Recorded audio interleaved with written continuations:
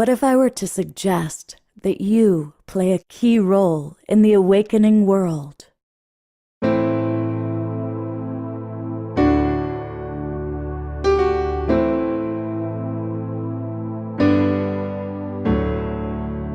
that you are watching this because you have heard the call.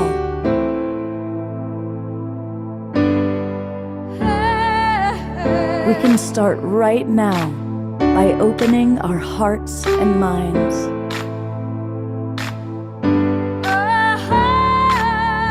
Welcome to the awakening world.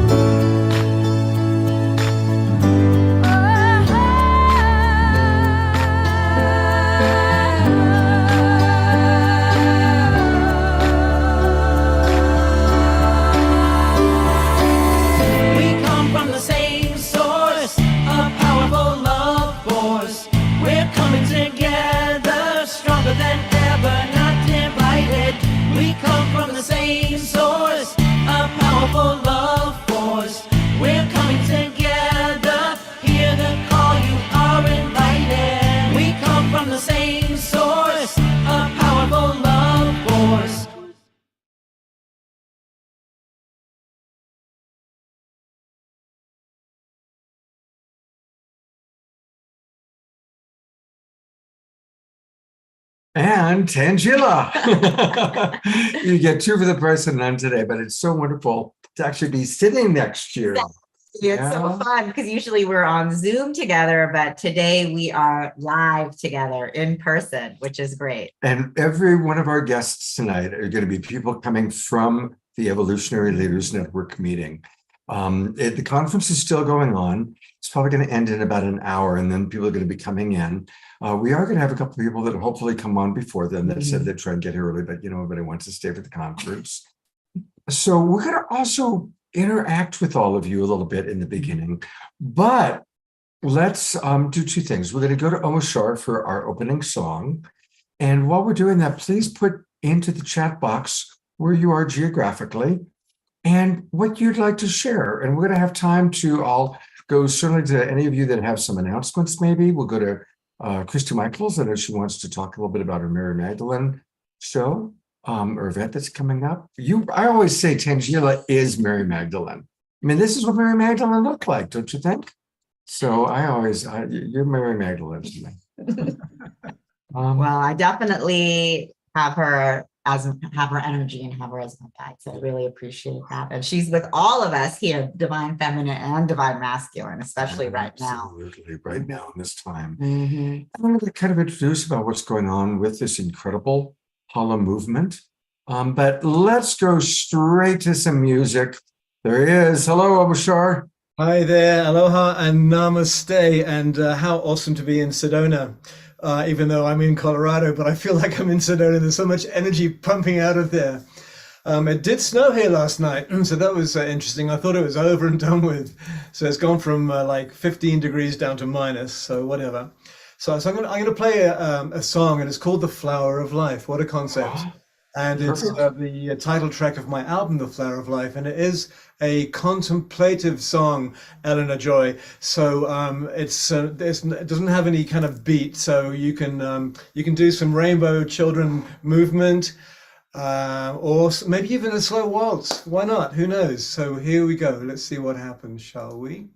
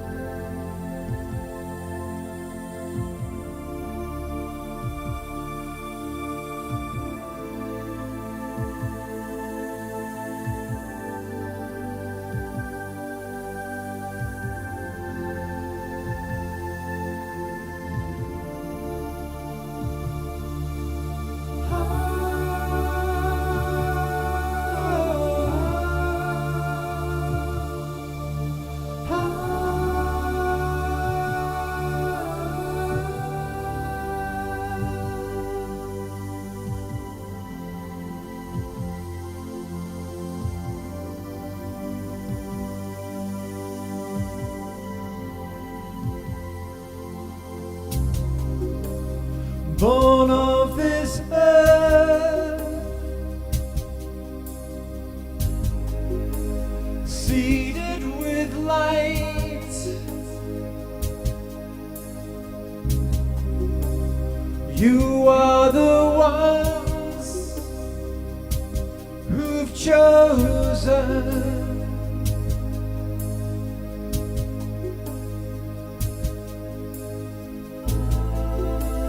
Be here in peace. Live life in truth. Shine forth your love and show the way.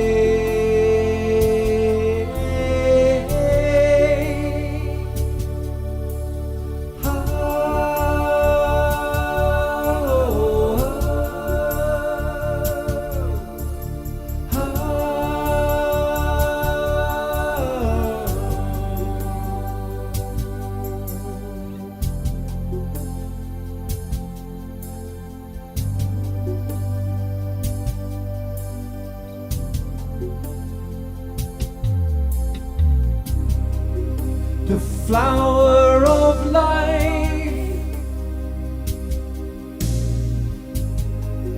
the ancient of days, into the void we travel.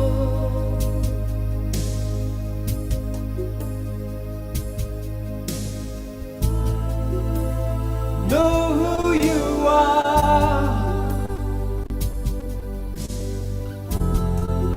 You've come a long way. You're a bright shining star. Divine you are.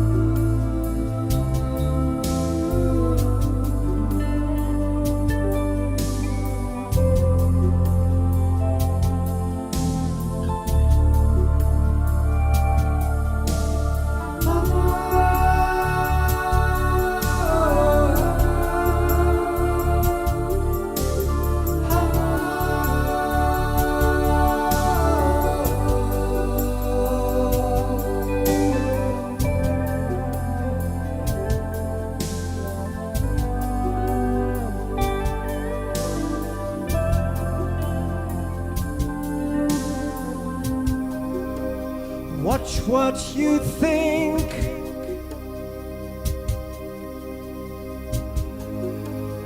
Let yourself feel.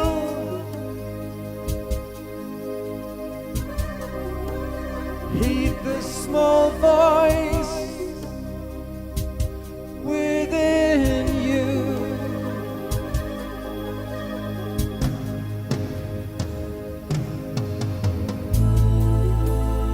You are the way.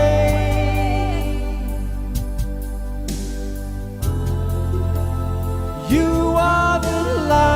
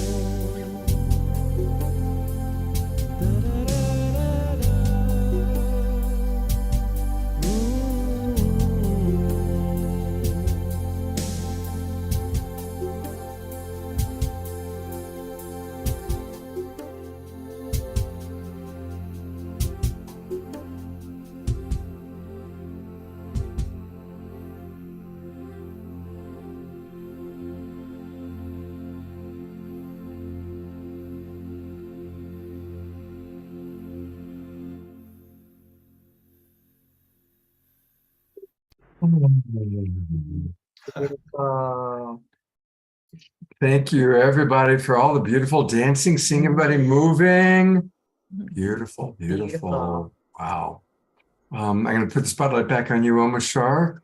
It was quite funny because I have two screens here, and one of the screens was just you two, Scott and Tangela, swaying and laughing, and it was just such joy came through. And anyway, thank you.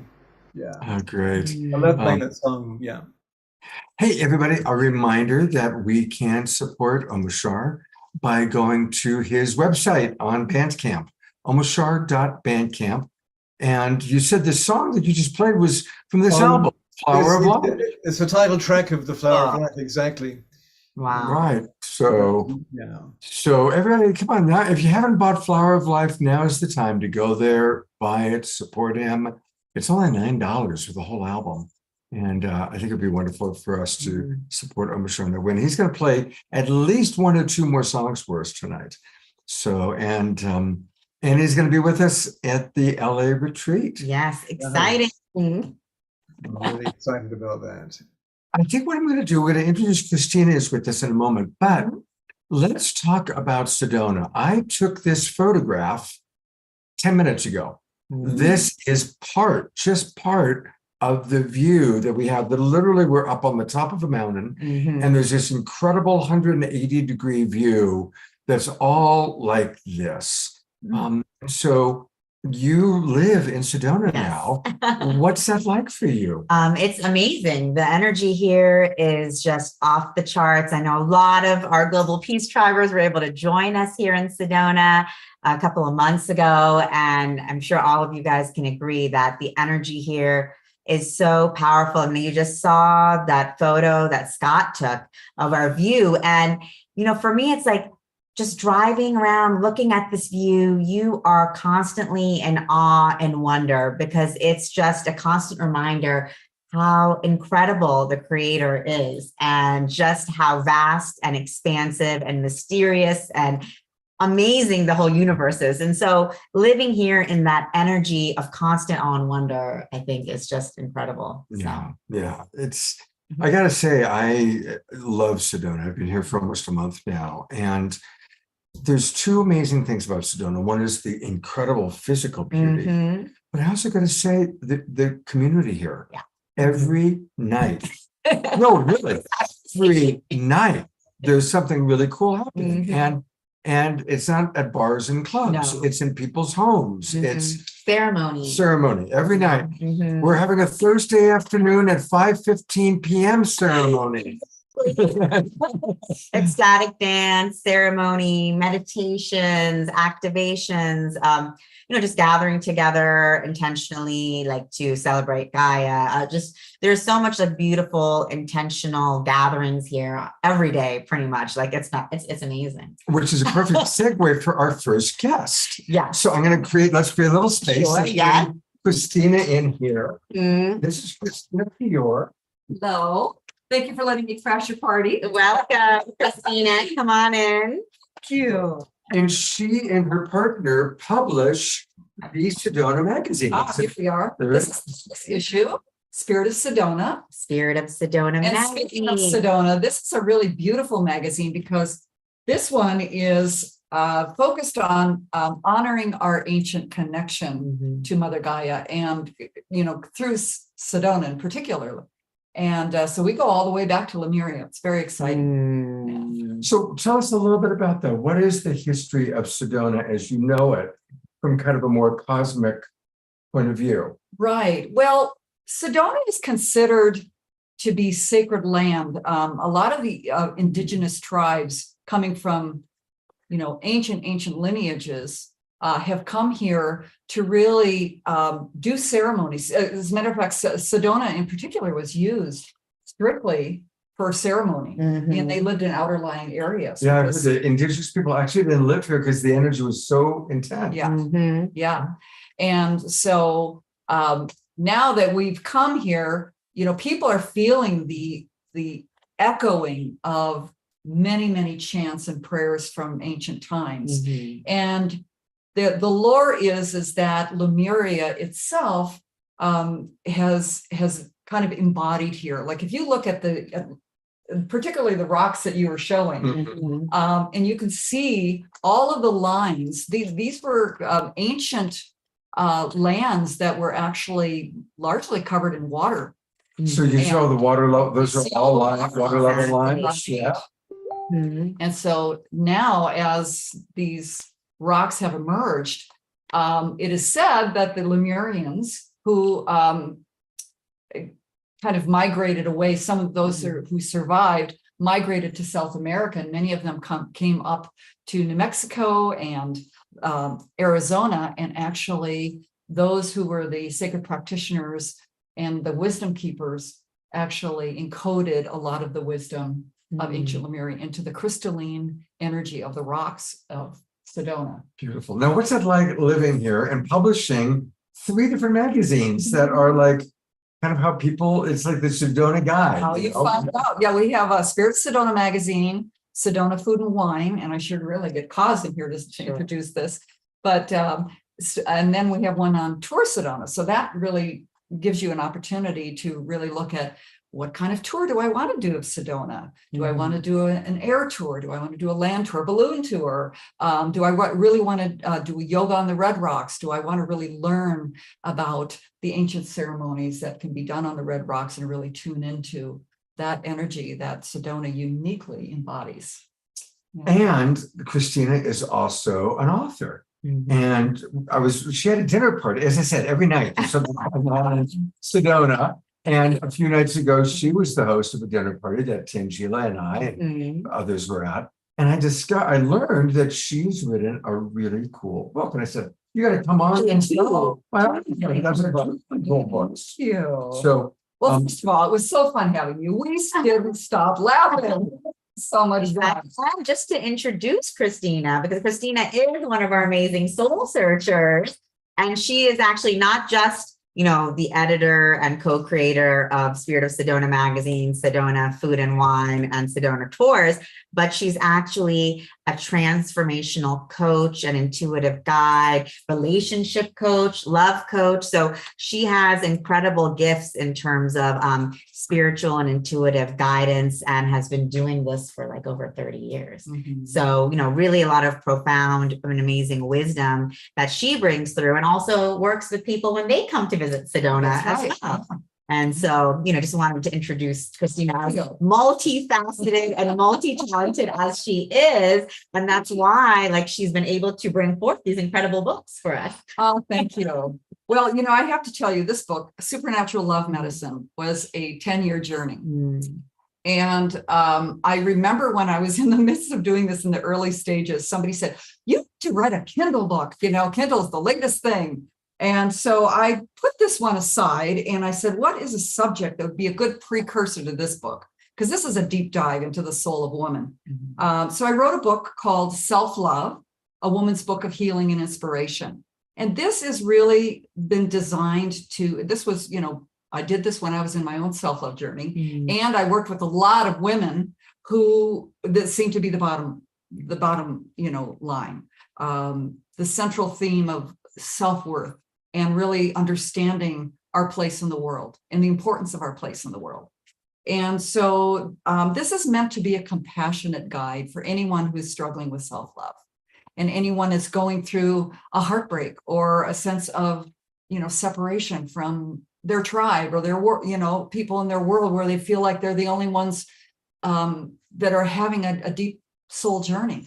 So this one is really meant to acknowledge and to offer some really beautiful rituals, as well as a more spiritual perspective on self-love. And then this book, Supernatural Love Medicine, this is the book of my heart. Oh, okay. Do you see them? There they are. And you can get them both on Amazon. And this is a deep dive. I haven't looked at it in a while, so I'm just gonna run through a few points that I think you might find of interest. Yeah, as far as whatever, what are some tips or tools that our audience can apply? The one thing that I think I'd like to just underscore in this book is that women are meant to be magical. And we're not just meant to, cook food, raise kids, have a career. We, throughout time, we have been obscured from our deepest magic. And we have so many resources at our disposal. And one of the things that I like to emphasize is that our intrinsic connection with nature, with the natural world, with embodying that in the food that we eat, in the rituals that we do, just in honoring the company that we keep, and being able to really connect deeply and profoundly with Source through a variety of things that are underscored in this book, we will be able to light the magic not only in ourselves, but in everyone else.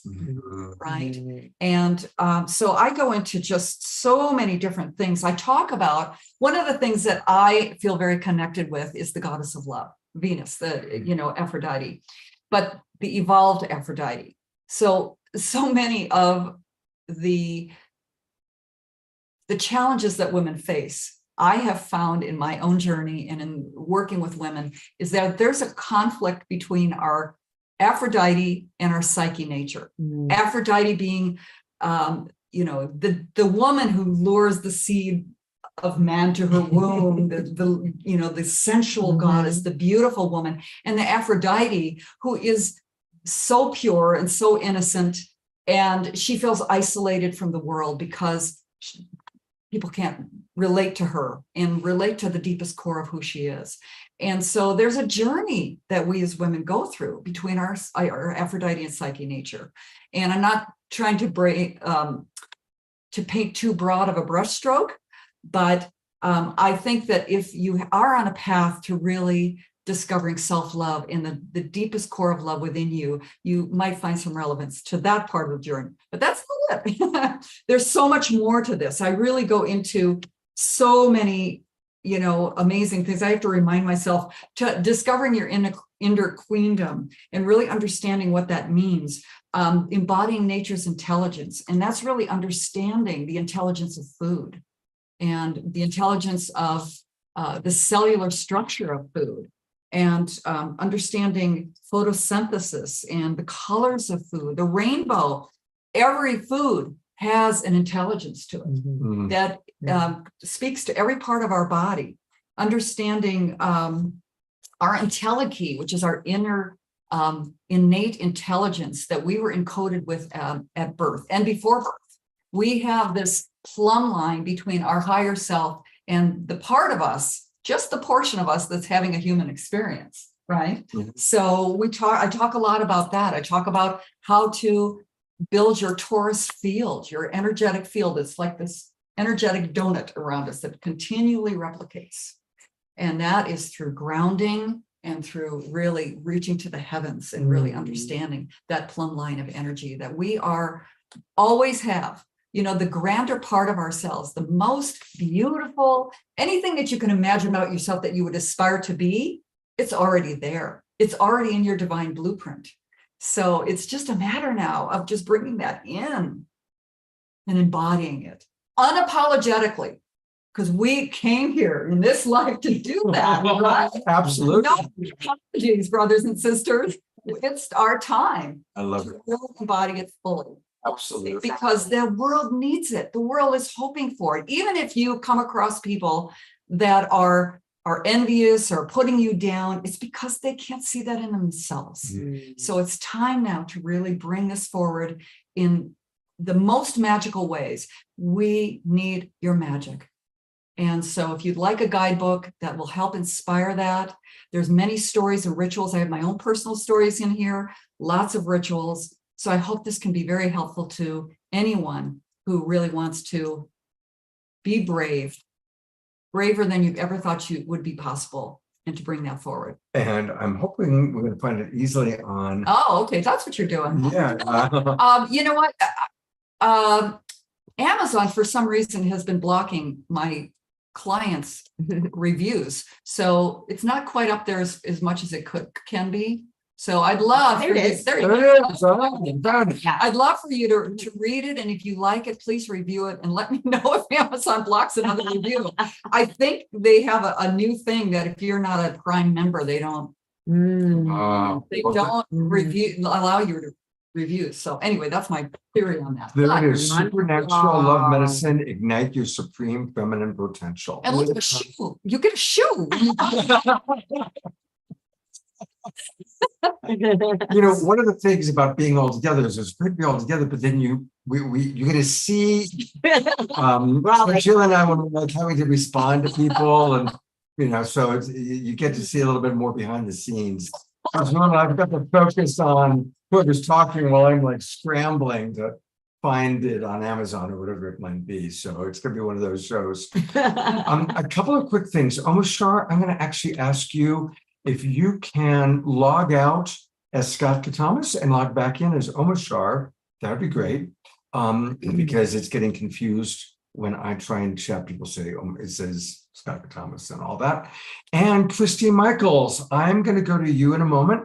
So be prepared. We're going to let you talk a little bit about perfect lead in. But if anybody has any thoughts or questions for Christina, now would be a good time to ask.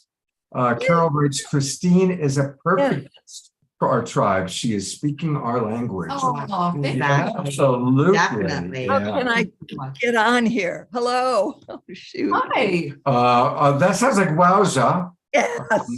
I think I hear Wowza's voice. Yes. Are you wanting to say something, Wowza? Yes, I want to celebrate Christina, my friend from right here. And the book is glorious. I particularly love the essential oil. Every one had its own scent. I mean, I could actually feel it coming through the pages, you know. Oh. And it's a deliciousness in it. No, it Wowza. you sensorily.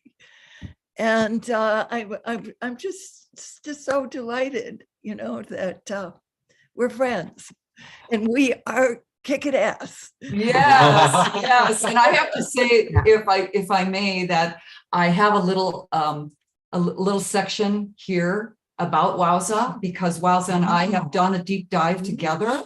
And I just have to say, one thing I wrote in my book is that Wowza has rocked my very polite world with her outrageous medicine.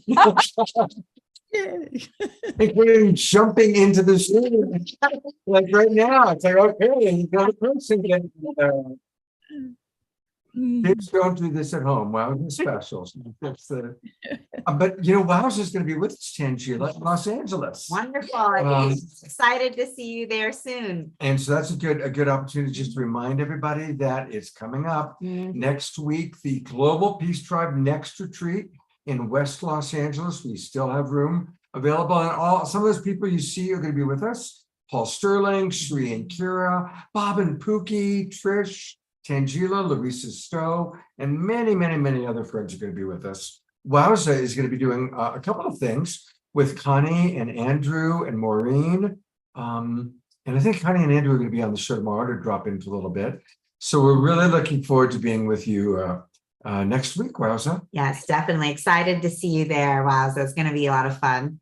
For sure. Great. All right. Well, thank you, Christina. Thank you so much. Lovely having you join us here. Absolutely. And all of you guys can check out Supernatural Love Medicine. I'll go back to Amazon one more time. Exactly. There we go. Wonderful. Well, I'm gonna we'll go off this for a minute. Christy Michaels, I am going to bring you up to talk a little bit about what's coming up, and then we're going to do a little light touch and have Omashar do another song in a moment. But there's Christy. Hi, Christy. You've got to unmute, dear.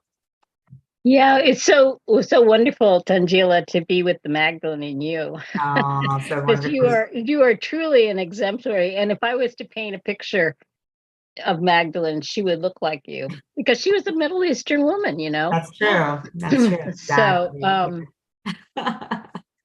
So tell Yes, us, I I'm going to bring appreciate it up on, tell us, Christy, about what you've got planned. oh, we got some fabulous dancers dancing this song of Sophia to bring in the emanations of the divine feminine. and just raise it up. We've got internationally famous artists who are coming, and we're going to have 8 beautifully divine feminine altars. And Judith Anadea is going to do an altar, and Shiloh Sophia and the Cosmic Cowgirls, and Sue Ellen Parker, who has been painting for Kayleen Osbo, who's actually got a concert going on right now, which who would normally be there, is the woman who's been painting the stories that have been told now that were suppressed. So you see Magdalene is on her knees on the sand and the shores, and she's written in Hebrew because she was a Jewish woman, and she practiced the Jewish preaching and teachings, and she carried the oils, and she wrote the word peace, because this is her teaching, it's the teaching, and this is the shores of the south of France, where there's now well documented evidence that she was there. But many of the people who come on this show, Scott, are people who channel and whatnot. And somebody asked us, because this is our 13th year, and somebody asked me, well, why does it have to be Magdalene's Moonrise Easter? Why don't you just make it, the rise of the divine feminine at Easter? And so I said, oh, that's interesting. So we have about, 3 or 4 women who are professionally channelers of Mary Magdalene. I asked each one of them individually if they would go and have a channeling session and see what Mary Magdalene thinks about whether we should take her name out and just have it be. Every single one came back with a really powerful video, but they all said exactly the same thing. Wow. Which I thought was really interesting, because they're not all of the same genre or the same venue in terms of their own spiritual practice and modalities and whatnot. But the message was, it's a both and, because yes, we are supposed to be our own avatars, and yes, we are supposed to rise and claim that. But what we missed out by not allowing her for all these past 2,000 years to be taught in the way that, and the authenticity of who she is, the modeling. And so you just heard a woman has written a whole book about self-love for women, because self-love and low self-esteem for women has been a crisis in America. I remember one day I woke up and in my morning meditations, and I said, what would you have me know, or what would you have me do? And I heard, go to Marianne Williamson's website. And I opened it up, and up came Marianne's conference, which was called the Sister Giant Conference. So I grabbed my daughter, we flew down there. The first night, Marianne said, we're going to talk about witch burning. We need to talk about witch burning, because witch burning shut us up. And so, and this is what's happened to women in America. We don't realize it.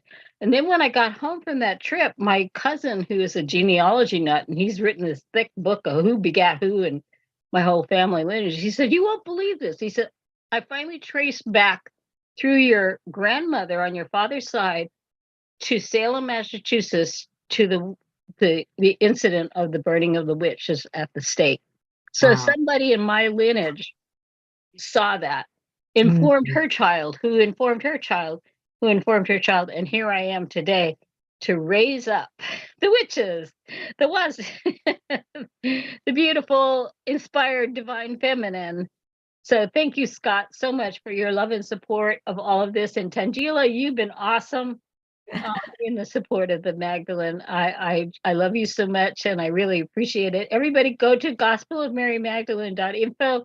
It's going to be live streamed, and it will also be on live in person as well. So, and we have fabulous musicians. We got Gary Malcolm, and just scroll down is all you have to do, and it'll be all, it's all under there as you scroll down. So everybody go again. It's gospelofmarymagdalene.info. Gospelofmarymagdalene.info. I'll put that into the chat box.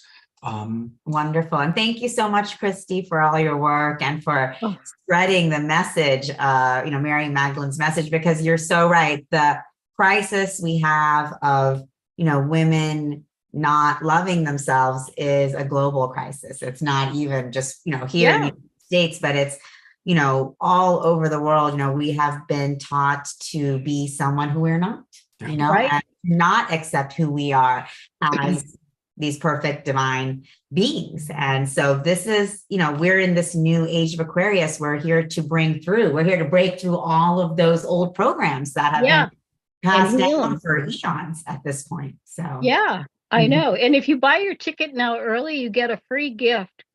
I have a video I made. Some of you know Dr. Joe Dispenza and the work that he's doing. Well, I'm listening to one of his meditation tapes where he's trying to explain to people what happens when people come to this week-long training. And all of a sudden, people are popping into spontaneous remissions. And he's now had done over 8,000 brain scans, and he's brought the scientists in, he's brought the universities in, he's brought HeartMath Institute in, so they can document what is happening when people do this level of meditation in this specific way that he teaches it, because it's what healed him. So he's explaining this. Okay, first thing, step one, da da da da da. And I'm going, wait a minute, that's straight out of the Gospel of Mary Magdalene. And then he goes, and then this will happen. And so then the next step is you do this, this, and this. And I went, whoa, that's too uncanny. That's another step right out of the Gospel of Mary Magdalene. So I created a YouTube video, which you get as a free gift, which is called Dr. Joe Dispenza Meet Mary Magdalene.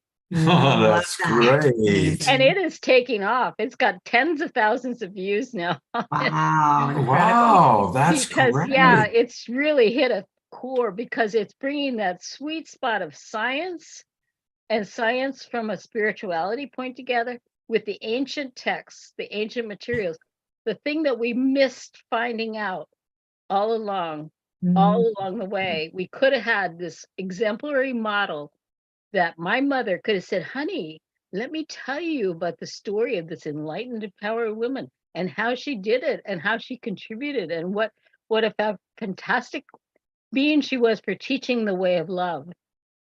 But my mother didn't know, we didn't have that. My mother couldn't even vote when she was born.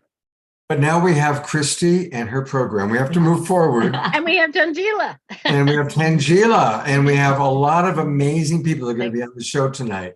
So, Christy, thank you so much. April 9th, go live for those of you in the Bay Area to send to Unity of Novato, Unity of Marin in Novato, or go to the live stream. Come live. I will come live to your event. Oh, right. Yay. That'll be fabulous. It'll be wonderful to see You're going to have Mary Magdalene. Have her come as Mary Magdalene. Hey, listen, she's following her inner guidance, let me tell you. Thank you, Christy. Thank you, dear. Blessings. Lots of love. It's time for light touch. Yes, I'm excited. It's time for some light touch. And I just want to acknowledge that the creator of Light Touch is in the audience with us. There's Jay Mayer. He's in the pyramid of the Light Touch pyramid. So Jay, we're going to have, I'm sure play a song in a moment. While he's playing, we're going to have people do Light Touch. I see that Nitya and Sylvia are already, they've got their feathers. They're all ready for Light Touch. So that's going to be great. But tell us a little bit briefly about Light Touch, and then I'm sure plays will all do Light Touch. Well, it's great to be here. Light touch is just, it's a form of prayer. It's I call it invoking, where we're actually bringing it in. Prayer is kind of goes out. Invocation, we bring it in. We bring in good fortune. We always have a request. It's not about just the touch.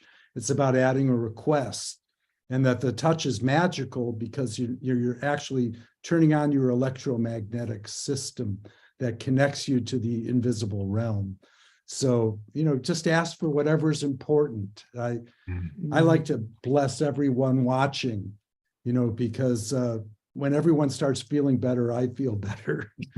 And that helps the planet. It goes out and affects our families, and our families affect our lineage and our ancestors. And it's just great to, have something that can actually help people's lives in meaningful ways.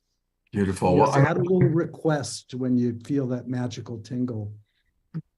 so I'm bringing Omashar on to play some music. Sylvia and Nitya, I've got the camera on you as well, so you can demonstrate. So the two of you can demonstrate what it's like when there's two people. Jay, you'll demonstrate what it's like with just one person. And Omashar, what song do you have for us? Oh, beautiful. Called Bridging Heaven and Earth. And another song which is kind of relevant to every show we actually do, Scott. So, but definitely it's a now song. So, but it's got a little bit of rhythm to it. So probably, well, we won't say it. I will say it.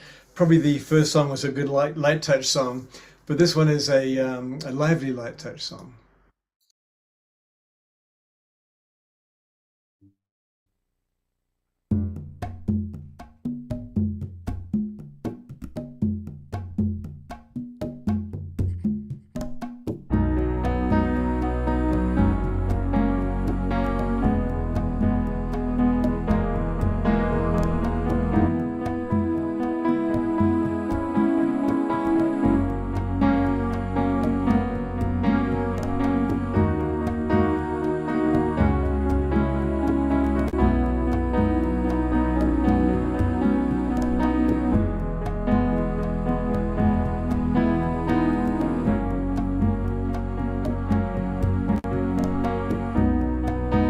We shed the cross of ages, revealing light within the form.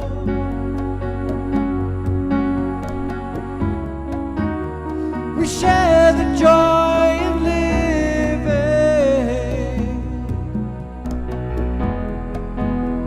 as finally we know. No thought about a future. This moment is all we have to know.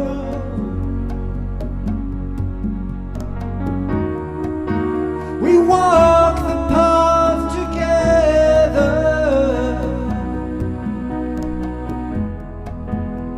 and hand in hand we grow. As we walk on earth, we're building an eternity.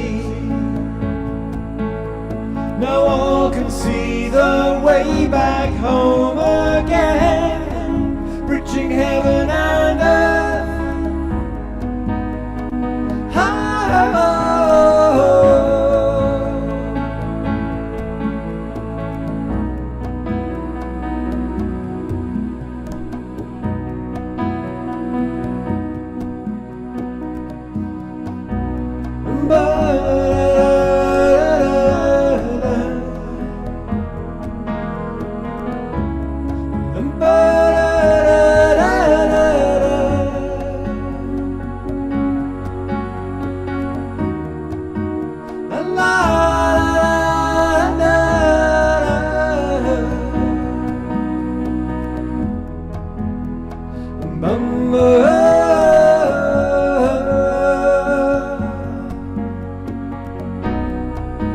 And now the way is clearer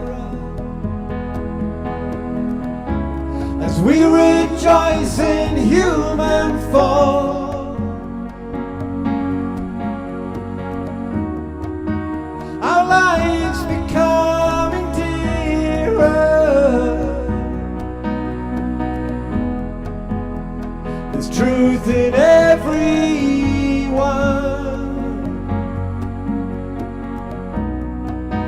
Our love is like a river to which the world can come to drink.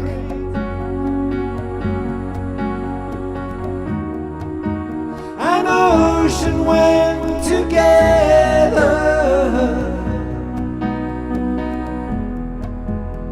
and with one mind we think. as we walk on earth. We're building an eternity. Now all can see the way back home again, bridging heaven and earth.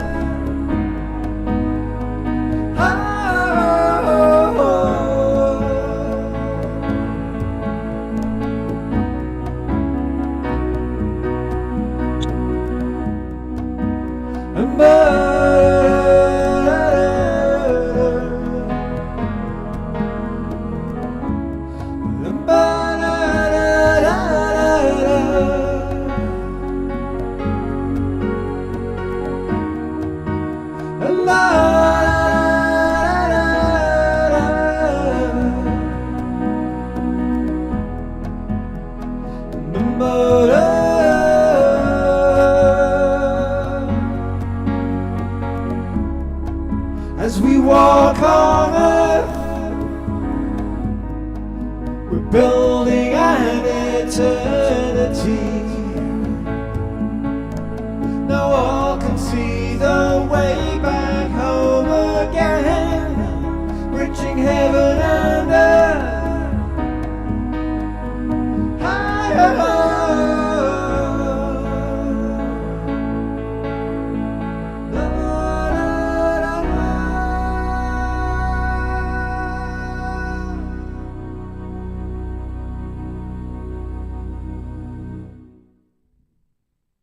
Let's go to gallery review, everybody, and Twinkle, beloved Omashar, and everybody for doing light touch.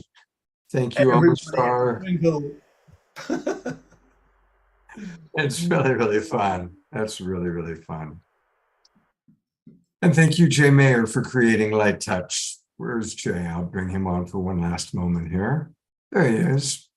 And I really appreciate all the different ways that people are doing light touch, whether it's with feathers or stuffed animals. Like, look at Sylvia right now. I love that. There she is. She's got her special, is that a penguin? Panda. A panda. That's a panda, of course. The penguin disguised as a panda. It's a penguin disguised as a panda. Okay. Well, thank you, everybody. Yeah, that was beautiful. Thank you, Jay. Tangela, tell us about the psychic fair you've got planned. Okay, well, yes, we have that coming up next Sunday as part of the Global Peace Tribe Retreat, and also open for everyone to come. It is free to attend. So if you are in the Southern California area, definitely come by. It is Sunday, April 2nd, 10 a.m. to 6 p.m. at the Hilton Los Angeles Airport Hotel. And we are going to have incredible readers there, spiritual guides, transformative health technologies. We have incredible talks all day that are free. We have Kimberly Meredith. She's going to be there giving an incredible talk on healing and actually doing some mini readings with people in the audience. So you'll have a chance. I know all of you have seen Kimberly Meredith on this show, but you'll actually get a chance to see her live in LA at the Psychic Fair. We'll have Victoria Reynolds there talking about recreating the new earth, and Linda McKenzie speaking about our psychic abilities, discovering our psychic abilities. So all kinds of incredible talks.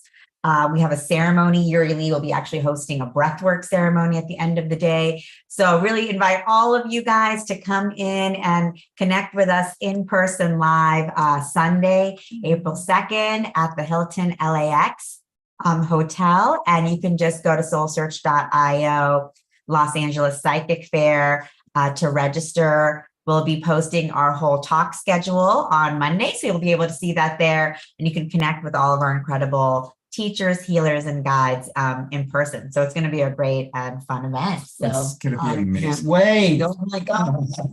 This is the first time we've actually done in 3 years a show side by side. Really? Yes, only 3 years. Like 3 years we're doing it. And we've known each other since 1980. We've all heard the story.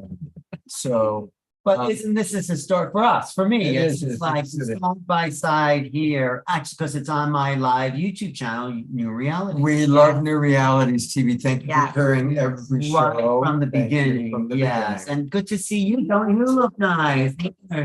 Magdalene. She I don't think she loves Mary. We were talking about that. That's right. And we've been, oh, sorry you missed the fun this weekend, but next year. Yes, Did you yes. tell people where we were this week? Well, a little bit, but Okay. I was waiting for you to get here, and now we're going to Okay. kind of go into it. All So, right. some of you are aware, like maybe you've seen my posts, that Alan and I, along with 75 other members of the Evolutionary Leaders Network, are at this Igniting the Holo movement here in Sedona, Arizona. And it's actually a working retreat. 75 of us are gathering together, really launching this whole movement. I mean, it started as a book, but it's going to be a huge movement that all of you are going to hopefully be involved in. We're finding really creative ways to engage the world with understanding the oneness of consciousness. So what is the Holo? A Holo movement was a name that David Bohm, the physicist, the Mhm. quantum physics, came up with to describe the implicate order of all existence, Oh, wow. past, present, and future. Tell the audience. It's all one thing, if you haven't noticed. We're all connected to each other, time, space, subject, object. There really is no division. So on a physics term, David Bohm came up with the term Holo movement. And there's an implicate order which underlies what we see around us, which he called the explicate order. The explicate order is the surface. The implicate order is what's underneath that connects all of us. In the Holo movement, and as we discovered today, it's not a destination, it's a process. Mhm. So It's a journey that we're all in. We're all in this awakening world, whatever you want to call it. We're all coming into awakening of who we truly are. Letting go the shame, the myths, the bullshit that got put on top of us, and really remembering that we all are one extraordinary divine expression of life. exactly. And from that place, which we were supposed to incarnate into, that oneness, and build from there, that just puts us at a level playing field so we can build the true purpose of incarnation, which I feel is to create. Exactly. Create And beauty. to enjoy life. Yes. And to learn lessons of love. Yes. Absolutely. Yeah. So me and you, Scott, we're in a very special little division of this whole We're calling it the visibility group, but it's really media. It's like, how do we reach the world? And Alan is one of the key people in that. And he put together a wonderful slideshow about the history of media. And so I think I've downloaded it properly. Good. Because I said, hey, we got to show this to my Awakening World audience. All right. Because we're I want to get your feedback. So now let's see. What we want to do is go to play. Started. Well, hold on, but I gotta get this back. Okay, now we gotta share screen. Go here, press play. Okay, so this is kind of just some notes because it's not really a PowerPoint, but media. What is media? Why are we so obsessed? We are drowning in a sea of social media, right, Tangela? Yes, definitely. We're being bombarded by it because we're so, well, first of all, media informs us of the world. That's like why we're always looking around us. It helps us understand who we are, our location, the broader environment. It connects us to community and it makes us feel safe. Ideally. Safe too, right. Curiosity is our natural state. Our biology, our what all animals are doing, they're constantly scanning the environment and integrating new information so they can feel safe. And dopamine, did you know that is created when we receive new information? So let's slow down. Okay. Let's slow down. I'll take a breath. Thank you. Take a breath. Okay. That's really interesting. That's something I didn't even realize until I watched his presentation. Dopamine is created when we receive new information. Wow. Therefore, that's one of the reasons why we're scanning our computers or our cell phones, looking for something new to get a dopamine rush. Absolutely. That's why, those little short chats on TikTok or YouTube or Instagram, I can just be lost for hours because I'm getting new information. I don't even know what I'm seeing. All I know is I'm getting dopamine. And it's the first time you've seen that dog pooping on the TikTok or whatever it is.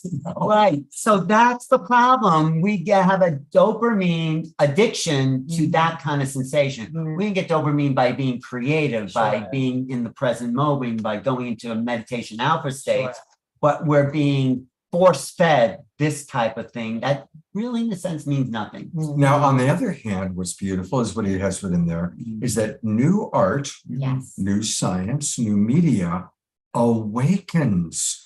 It awakens. What is this? The awakening world. It awakens new patterns of perception. And new patterns of perception, before we get to this, is why how we see the world through patterns. It's really how we understand beyond words. We understand the world with our right brain through patterns of perception. But unfortunately, it went downhill with CNN, all news all the time. Give me more information? This was in the 80s. This is where the slow slide into social media addiction began. All news all the time. Of course, there was a radio station, WINS. So I think, we're actually moving out of this now, this new age of Aquarius, but media has been dominated by consumerism. Right. And so a lot of the media is meant to sell. So not just products, but how we should look, how we should live, how we should behave. The world is unsafe, all of our separation. And so, there's just been this, not that all media is bad, but it has been perpetuating this old paradigm. But now, as we're entering this new paradigm, we have these new opportunities. Right, but don't confuse. Marshall McLuhan says the medium is the message. So when you get this information, it forms a neural net awareness. And you say something, and it's hard to convince people that it's not true. It's the Mark Twain. It's easier to fool the people because they're getting input than to say, wait a minute, what you just saw, because it's already imprinted in the brain. So this is how we're born, with this incredible imagination. And by the time we're 5 years old, we get imprinted with a somatic reality. 1, 2, 3, A, B, C. I love this particular image.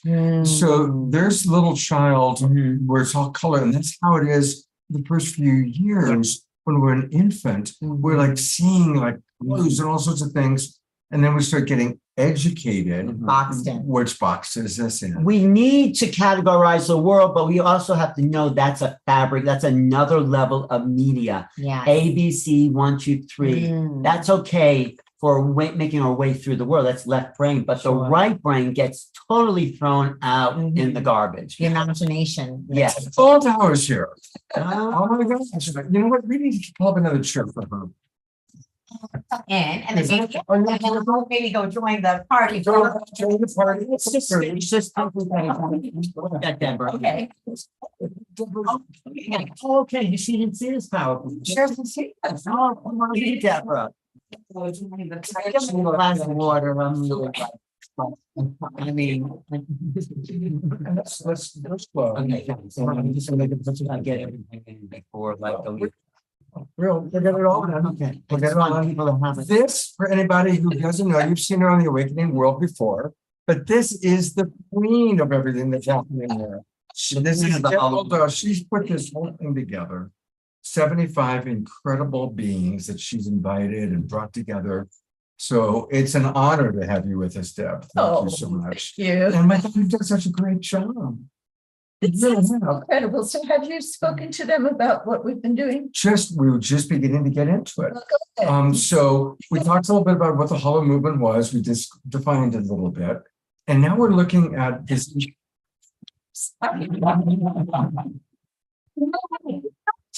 On Zoom the way we know you. Right. It's true. It's like everybody's like, we're all, oh my God, you're a human being, hugs. It's been really wonderful. So what we're doing, we just started watching this beautiful PowerPoint that Alan put together. Or the media track. The media track is like the history of media. Okay, and we're only into like the fourth slide of about, 30, 35 slides. Well, I'm not going to go through it. We're going to talk a little bit about it.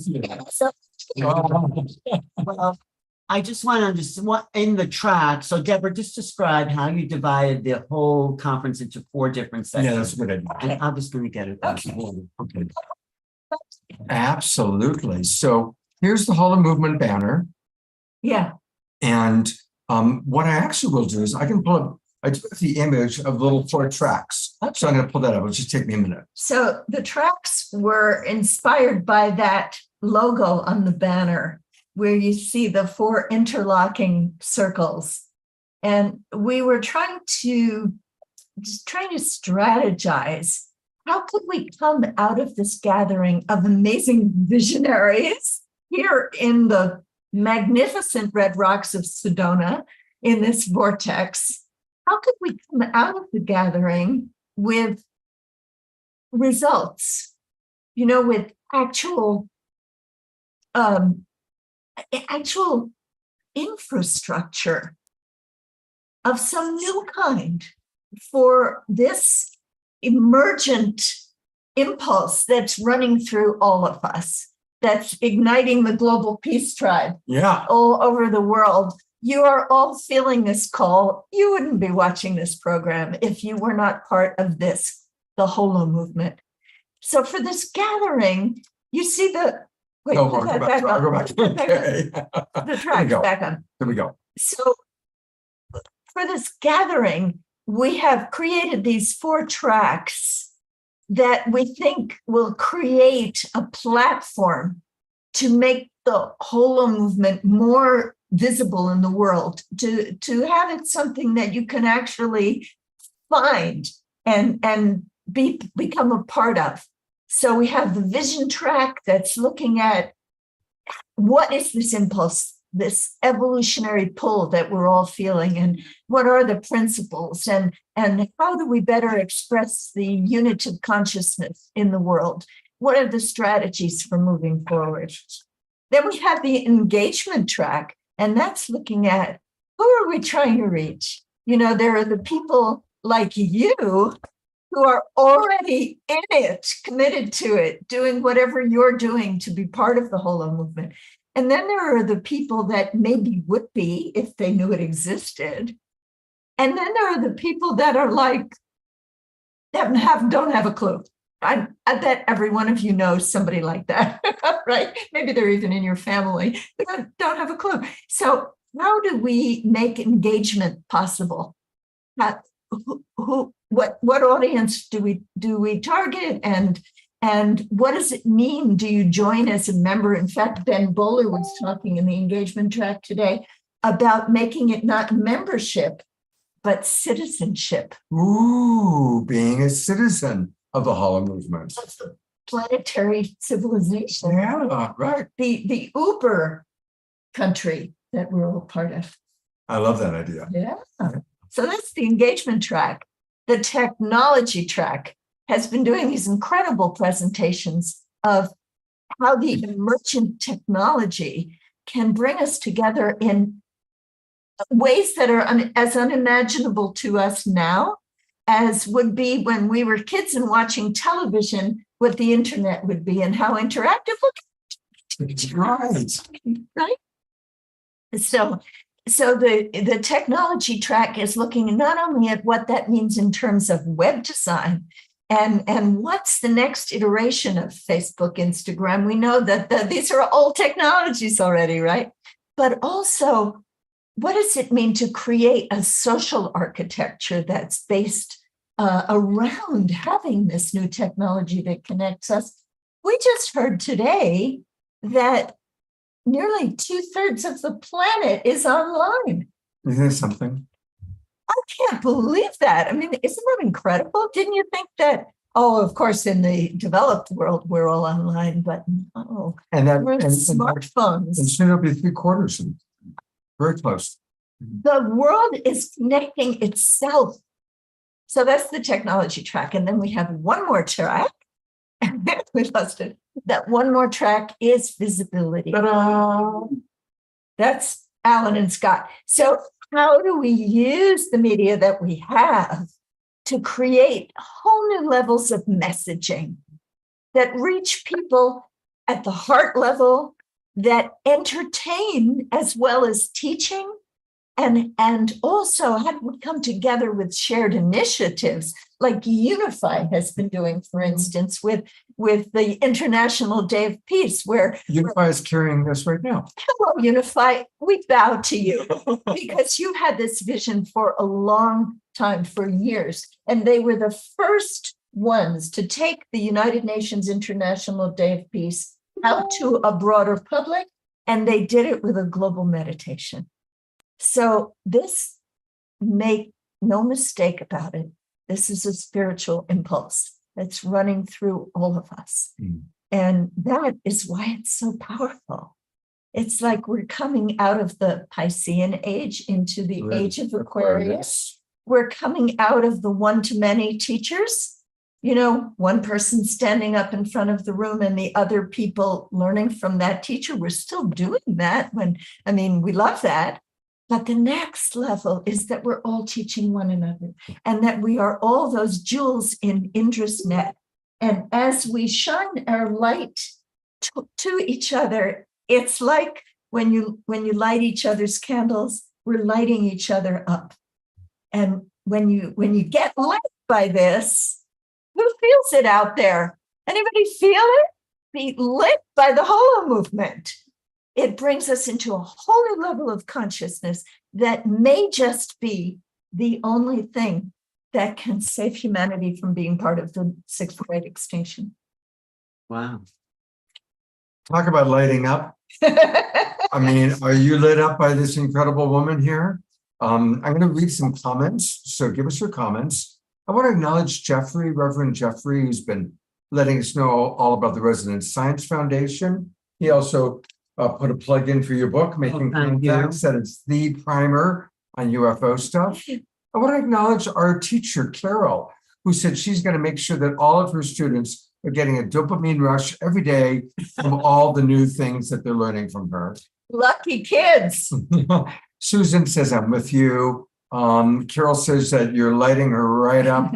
Laura Chamberlain writes, the oneness actually works more successfully in person, in groups where you can feel as one. Otherwise, it's just a cerebral concept. That's really true. It's just not a cerebral concept. It just isn't. It's something of another dimension. And you can feel it. You may not be able to left brain describe it, but you feel it and you feel it. And I think it travels over Zoom. Because I've had experiences. One of the things I do is hands over energy healing.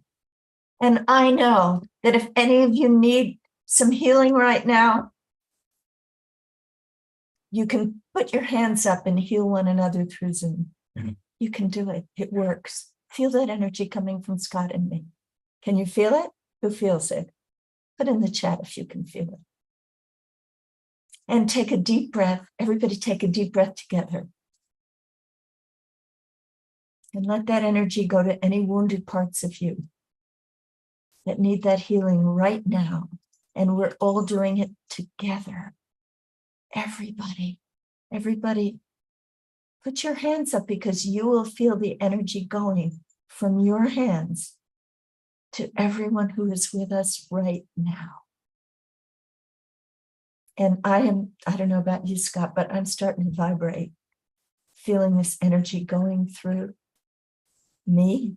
It's not me. I'm not doing this. You're not doing it. The energy moves through us and it lets us know that we are one and we can heal one another. So blessings to every one of you. I'm going to put the spotlight on Dia Therese for a moment. Because Dia, I know you had asked that you want a little extra love tonight. So we're going to be sending right now, the spotlight's on Dia, and I invite you to just receive the love of your global peace tribe that we're all sending to you, because you're precious to us and we love you very much. Yeah.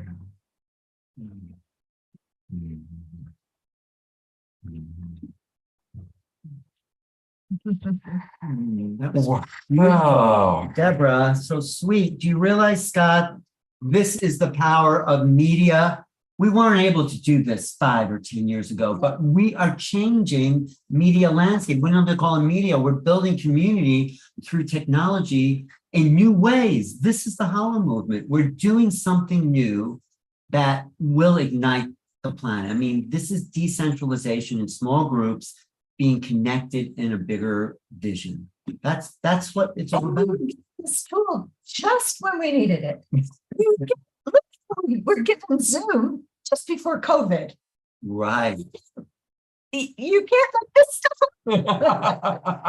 But this is such a big change in how we're rearranging. We're no longer dependent on corporate media to get our information, to have our community. We are building it with our own technologies. That's the miracle of what you just did, holding up your hand. Yeah, that was beautiful.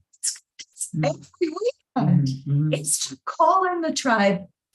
And so every one of you has the opportunity to be online in community, sharing all the latest downloads and all of the excitement about what's coming through all of us. So week after week, you are igniting the Holo movement.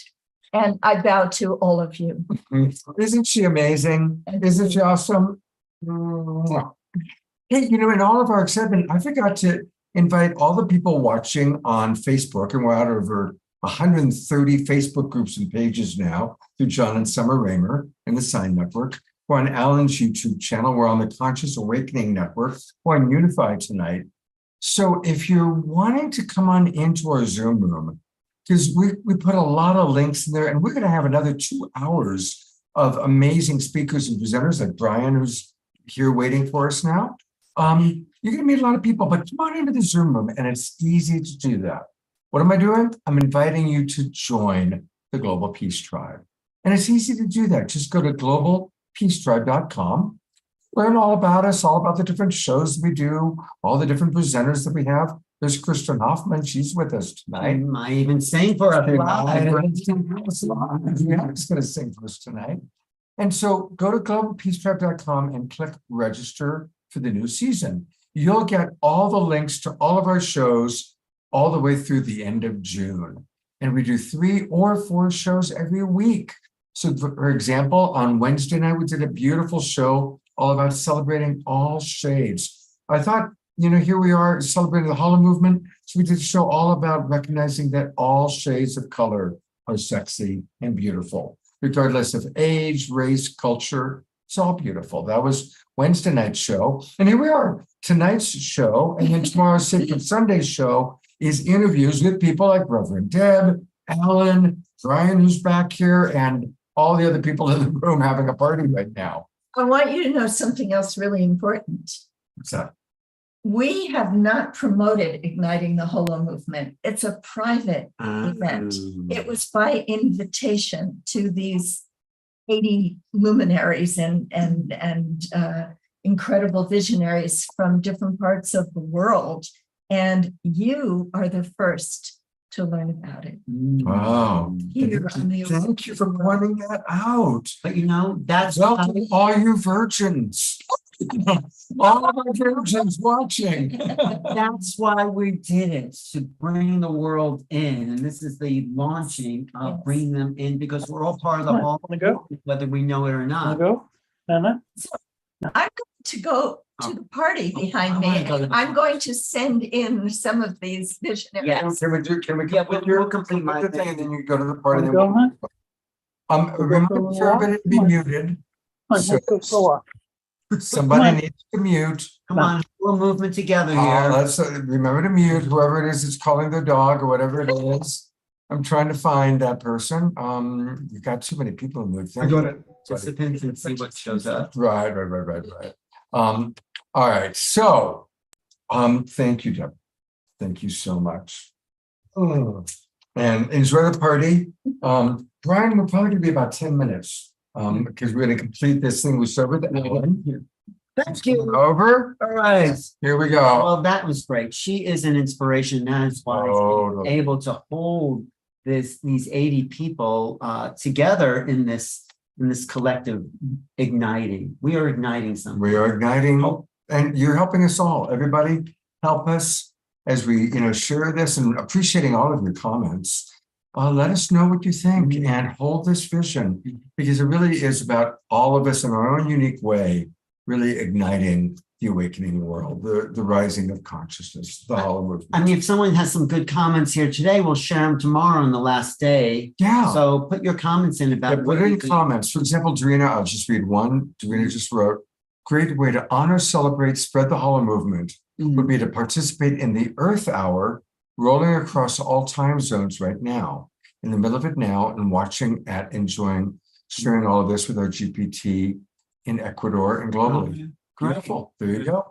Okay, I want to get to the party too, but let's finish the media, what I was saying about media. And you were loving this slide because this is what we're born with on the right, and this is what we're fabricated how to think. We're put in boxes. Our natural state is the creative imagination. William Blake said, the imagination is the human being. That is our essential nature. Consciousness, the ability to imagine what's not here yet and bring it in. So from there, it sort of went downhill.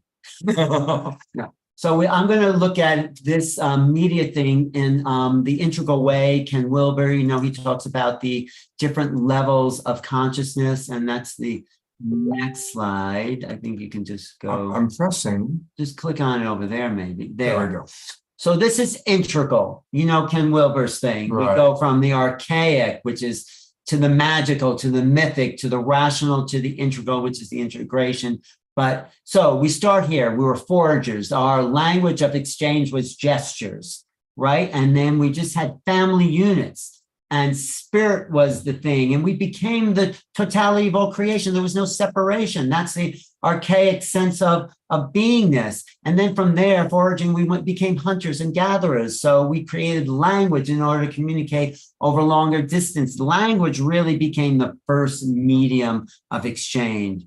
And we had tribes. And we relied on intuition. It was more of a magical time. This is really a rough rush view of the integral way. The history of the planet in 2 minutes, according to Alan. And then we went from hunters and gatherers to agriculturists. You know that the myth in the Bible, the Cain and Abel story. Cain was a hunter. Abel was a rider. He was the farmer. The farmer. And the farmer kills the hunter. You would think that with the hunter, he killed the farmer. And it is a kind of myth. That reflects it, because Cain killed Abel. Cain killed Abel, but Cain was the agriculturist. Okay. And it was a mythic way of saying that agriculture overcame the hunters and gatherers. It replaced the hunter-gatherer. This is a structural version of social evolution. So we became agriculturalists when we needed writing. We created states. We no longer were connected to spirits. We were connected to gods. Mm-hmm. The medium of exchange was emotion. We had myths and ceremonies. But from there, that lasted, 10,000 years? We created industry. This is in the last 300 years. Industry took us out of an agricultural framework, and we developed printing. This is in the 1490s. This is one of the reasons Columbus' discovery of the New World for Europeans became so popular, because the printing press by Gutenberg started to circulate around the world in Europe, in Western Europe, and everyone started to know information. I'll get into what, and from that industry, and this is a little compressed history, of course, nations were formed, God was the thing. I mean, this is really real. And then we're now in the digital world where the internet has replaced everything, and it's incorporated everything that's become for us. It's become a planetary kind of phenomenon, no longer state or nation, but planet. We are now one. There are no borders in the internet, really. But the other history of media, which started with people going from town to town, saying, I got the news here. Everyone would come out of their house. What's the news of what's happening over there? So this is the anthropological understanding of media. Okay, from there we got theater. And also you mentioned churches. Right. I mean, there was Greek theater, and then there's church. And let's face it, most church services are very theatrical. but they also informed us of how we're supposed to think. So each sense of media changes actually how we think. This was Marshall McLuhan's genius insight. The medium is the message. And I recommend that book if you really want to understand media and what that's about. It's not about content, it's about messaging. How is the media delivered? That's what McLuhan's genius was about. So from there, we went to newspapers. This is a really fast clip through history. Of course, we had movies, we had music, but the thing that informed us was newspapers. Imagine around the world in the 1700s, you could find out what was happening anywhere in your local newspaper. That was such a breakthrough. People couldn't think of anything more amazing than a newspaper. But what came next was the telegraph, 1848, around that. And coincidentally, that was our first really non-local communication. And you know what developed around the same time was the spiritualists, the Fox sisters, mediumship. Yes, all that came into the world around the same time that the telegraph, just non-local information. So that was an incredible medium. Suddenly we got messages instantly until, of course, the telephone was created. So, you know, each media copies the medium that came before it. So the telephone was just used to send messages. And, you know, when Graham Bell went to London and said, you know, I have this great invention where, you know, you could send messages and all you have to do is wire the city. The mayor of London said, that is a big bother. Why do we need that? We have messenger boys to do that. Oh my gosh. That's what the mayor of London said in the 1840s. So from telephones, we got radio. The family would gather around the radio in the 20s, 30s, 40s. And that was the family thing. You look at this box and you got, what could be better than that, Scott?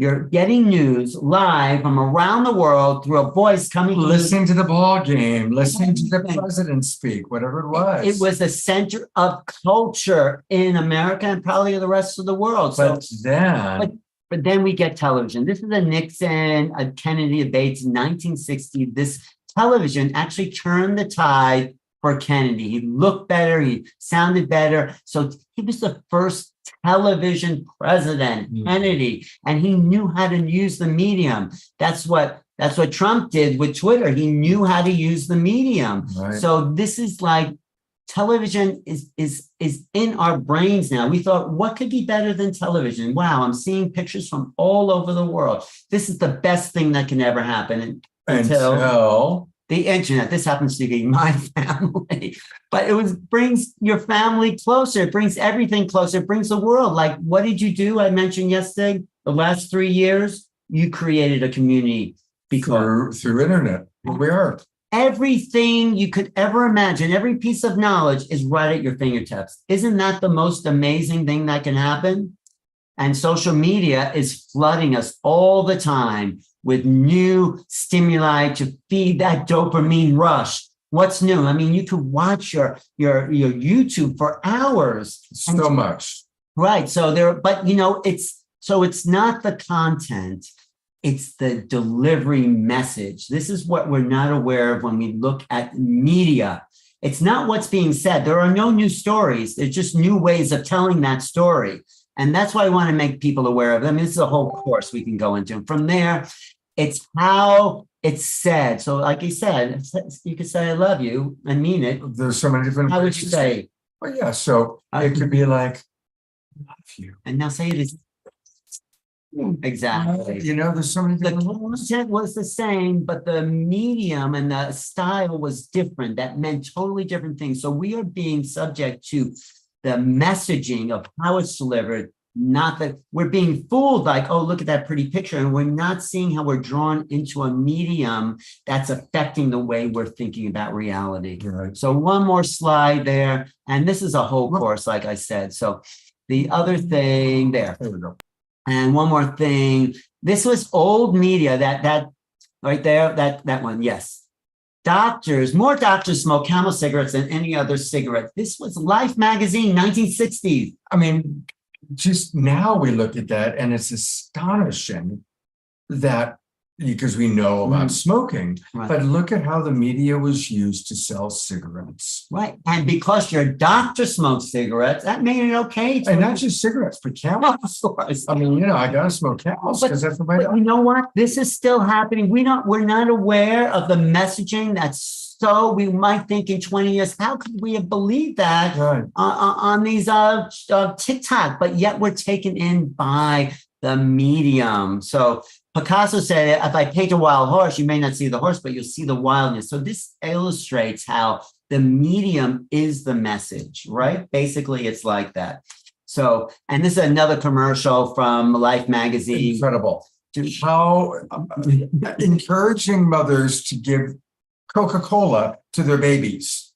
How soon is too soon for your baby? Not soon enough. It says this right in the ad. Laboratory tests over the last few years have proven that babies who start drinking soda during those early formative periods have much higher chance of gaining acceptance and fitting in. You want your child to gain acceptance and fitting in during those awkward preteen and teenage years. So do yourself and do your child a favor. This is right from the ad if you're not reading it. Start them on a strict regime of soda and other sugary carbonated beverages right now for a lifetime of guaranteed happiness. And who put that out? The Soda Pop Board.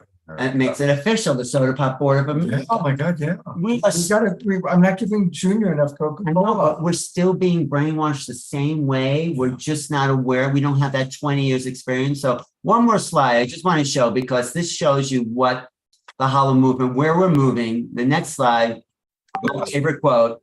So yesterday, the world was a machine. That was the kind of worldview paradigm. Today, it's a hologram. Who knows what rattle we will shake in tomorrow's world. And I'll leave you with that, Scott. Right. The future is ours to create through the medium that you've been working for the last 3 years. Thank you for that incredible presentation. But you've been doing it really, I mean, since 89, Scott's been out there. He called me out of my tent. Hey, you want to be an assistant director in Maui? So we've been together since. Go enjoy the party. You too. Come. I'm going to bring the party in here. Oh, that's two amazing people. Okay, go for it. Okay, and my book. If you don't have it already, Making Contact, Alan's incredible book where he's got most of the major living voices of the UFO field sharing what's really going on. So this is the book. We've been promoting it on the show for 2 years At least. Yeah. But it's done really well on Amazon, and more of the government's coming forward. There's this whole movement with people who have non-disclosure agreements with the government coming forward and being whistleblowers and telling us this is a reality. Yeah. This is not just something, and sightings are increasing worldwide. We're going to do a whole show about that with new experiences too. Right. So this is a new time for Pluto and Aquarius. It's a new way of thinking about our relationship to the cosmos and how to create our own media so we can inform each other about the truth of our reality. That's all. Thank you. I'm going to go to gallery view. That's all. Twinkle, Alan. Thank you. Lots of there. I see Jeffrey's. Thank you, Jeffrey. Yes. Well, we'll do some more shows. See you, everybody. Sure. Thank you.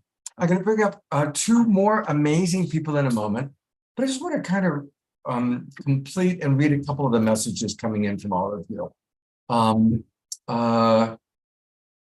Oh boy. Sylvia and Nitya write, my mom had a picture of Ronald Reagan hawking cigarettes on the laundry alcove wall to help her quit smoking. Nitya's mom gave him Coke as a baby. I'm glad you guys turned out okay. Ayada writes, that's an awesome share. Dia, hopefully you're going to get some support in the ways you're asking for it. I'm just seeing that right now. Thank you, everybody, for acknowledging the media that I've created. Laura talking about old radio theater.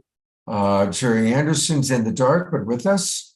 No lights on for George. I guess a lot of you are still dealing with power failures. But we're all here together. Thank you so much. All right, I've got a wonderful new friend. I just met him here at the retreat. Gentlemen, why don't you both come on up?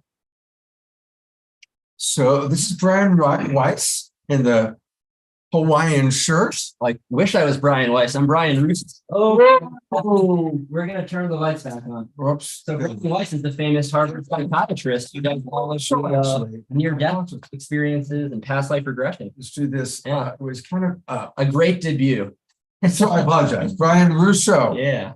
And I just met this beautiful man, and he was the keynote speaker on the very first Thursday night. Right. Yeah. We'll keep it. We'll keep it. Who wrote the foreword to the HoloMovement book. Yeah. What a great way to start. So I've just met both these guys at the conference and was very impressed by both, and I wanted to invite them to meet our wonderful audience. You are right now on 135 Facebook groups and pages, including Unify and the Conscious Awakening Network. And then we've got about, how many? We've got about 63 people in our Zoom room directly with us. But let's just start with each of you sharing a little bit about what brings you to the HoloMovement. We'll learn a little bit about each of you individually, but Brian?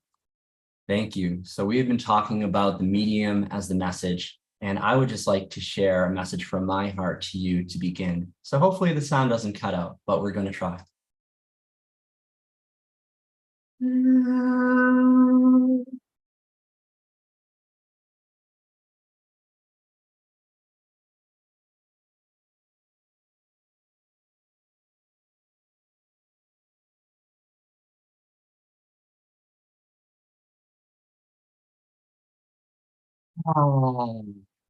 So from one rainbow being to many, talking of all the beautiful color people here, we are all these colors and we're all shining and sharing. So my whole ethos is that we reflect the beautiful colors of each other so that we shine brighter together.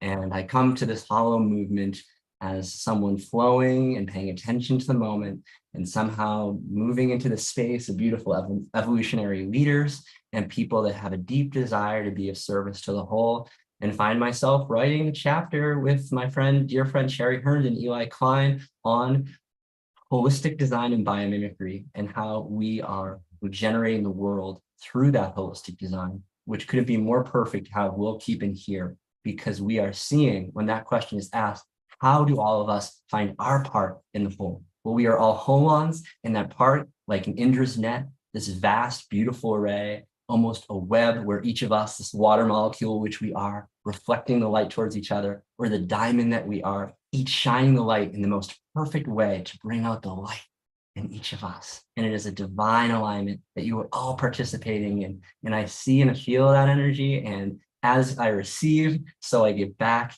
and it just grows and grows, and the light, the web of light, expands upward. So we have that entire resonant structure to hold the dreams in the role of the whole, from our technology track, which I'm in, to our engagement track, to our visibility track, and of course our vision, which is held by each of you and is being stewarded us by us here. So we are bringing this out to the world, and it is a joy and pleasure to be here. Thank you, Brian. And we'll hear a little bit more from Brian, but here's Will. Now, you wrote the foreword to the book, so tell us a little bit about that and what you want people to know about the HoloMovement. Well, I just want to start with where Brian left off about light, because in physics, energy manifests as light. And in spirituality, the spiritual essence manifests as the light of the soul. So each one of us has that divine light in us as the essential nature of our being.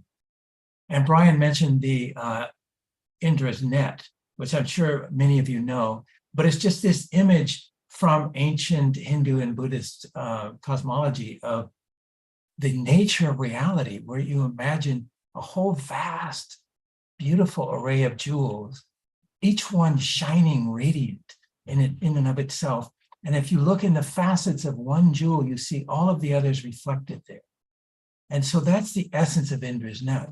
Now, if you take Indra's net and dip it into space-time, and that means you had temporal and spatial variations. So you get them all moving around, and you get some of them bigger than others. Now, if you look in the facets of any one of those jewels, you see the entire movement of the entire cosmic swirling heaven of all those other jewels replicated in each one. That is the true nature of our connection with the rest of the cosmos and with one another. So I contain you, you contain me. We live in one another. the planets, the stars, and the galaxies are alive in us. And so the Holo movement is really the articulation that came from physicist David Bohm initially for this profound integral mystery of existence in which everything is part of the oneness of it all. And interestingly enough, the Nobel Prize in Physics went to 3 physicists last October who did some work that was sparked by the work that David Bohm did in 1952, and John Bell picked up on it in 1964. And I won't go into the details except to say that it is the closest thing we have to scientific proof of the essence of oneness, of existence throughout every level of manifestation, from the physical plane through the various subtle levels all the way into the heart of the supreme Godhead, or, Dharmakaya, whether you speak theistically or non-theistically. These are just all names, but there are these levels of divinity, and the Holo movement is the relationship between that supreme and the manifestation. And it's an incredibly integral process in which each of you participates fully, because the essence is that each one of us is a microscopic droplet of the macroscopic whole. And I'll conclude this little riff with Rumi's line that you are not just a drop from the infinite ocean. You are the infinite ocean contained in a single drop. And that drop is one of the jewels in Indra's net. And so each one of us has this whole process of the universe manifesting within us. And that's why each one of us has to find out what is the note in that symphony of divine orchestration that we are called to sing and perform, and then to do it with abandon to the supreme call of the mystery of existence. Well, let's digest that for a minute. I see Wowza smiling there. And Omashar, I'm going to ask each of these guys a couple more questions, then I'm going to go to another Omashar song. And just want to acknowledge some of the comments coming in. Jeffrey writes down, I love Michael Newton's books like Destiny of Souls, and that Nassim Haramein has finished the work with the solution to unified science. Laura Chamberlain wants you to go into more details. Carol writes, infinite potential goes into this. Melinda writes, Brian and Will, I love your message. I'm feeling this. Thank you. So George writes, very well said indeed. And Laura Chamberlain says, Michael, please go into a few details about last year's Nobel Prize. Good one. Well, maybe to me. Yeah, I think that Will. Yeah. This is Will. Well, let me do a very brief on last year's Nobel Prize. This was in physics, and it was awarded to 3 physicists, John Clauser, Alain Aspect, that's French, I'm not good at French, and Anton Zeilinger. Basically what they did, as you may know, Einstein basically did not like quantum mechanics because it entailed quantum entanglement, which he called spooky action at a distance. And he used that to say, quantum mechanics can't possibly be right, because if it were right, it implies that this spooky action at a distance is real, which obviously it couldn't be. But David Bohm said, well, actually, maybe it is real. And he developed a whole new theory of quantum mechanics, assuming that that non-locality was real. And that set up a whole series of experiments, starting with John Clauser in 1972 and culminating with Zeilinger's experiments in around 2017, like 40 years. I first heard about it in 1982, and I got very excited because this was proving the fundamental connection of everything beyond space and time. This is an intrinsic oneness throughout the cosmos. And that has now been experimentally proven. And the first experiment that was done showed that, and then all the subsequent experiments were simply plugging loopholes and covering contingencies, just in case, well, maybe it's because of this, maybe it's because of that. They plugged every loophole they could over 40 years. And so now it's been accepted that this is the nature of reality. And Einstein, bless his heart, was mistaken on this. Spooky action at a distance is real. That means that there is a fundamental interconnection that is called non-locality or quantum entanglement that every part of the universe is connected to every other part. And this is not just on a material level, but also on a matter and consciousness level. So it's horizontal as well as vertical through the different planes of reality. That is incredibly exciting. It's essentially a kind of scientific proof of what the mystics have been claiming for thousands of years about the oneness of all that is. So it's a very exciting development. And it's the essence of what we now need to use as a kind of organizing principle to unite humanity also as one. Because the reality is we are one. We just need to realize, wake up, and live it. And imagine being with 80 people like this, you know, and it is creating, again, a greater field. It's like it's the 4-minute mile. It's the 100th monkey. It's our show. The more that we meet each other and we share our own awakening, the more that the awakening world is really taking place. I want to ask each one of you a question, who you are, separate from the HoloMovement.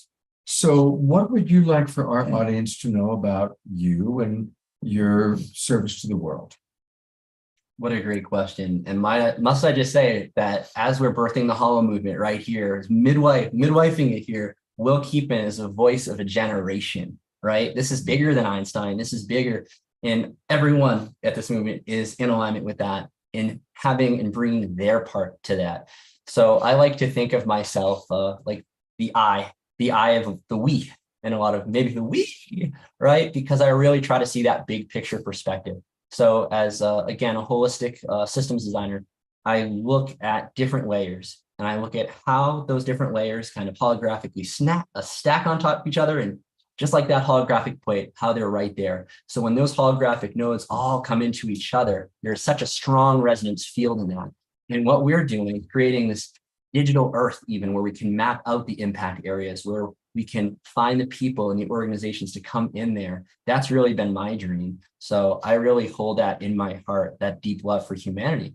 And in my own path, really what opened me up was the sound. And we had so many beautiful singers here. And one of the pieces we had was the sound of love. And when I do my sound concerts, I often call them just the sound of love. That's my filler name of it, because that's what it is.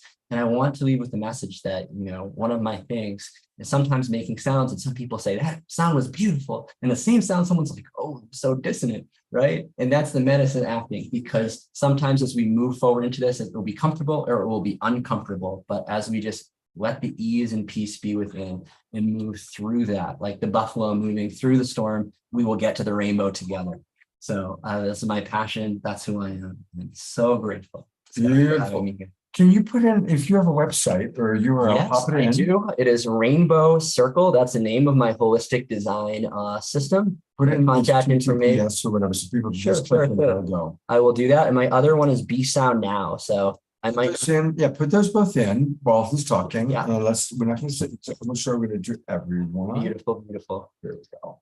So please, and check out the unitive narrative, right? It's the story that we're all joining in together to tell this. That is aligned exactly what we're And we've had Jude Curvin on the show before.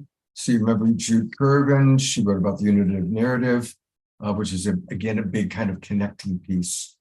Will, you mentioned earlier about the work that you're doing about gender equality. And we do a lot of shows on that. Yeah. And so I'd love, if you don't mind, kind of your take or your experience with that very important part of our evolution.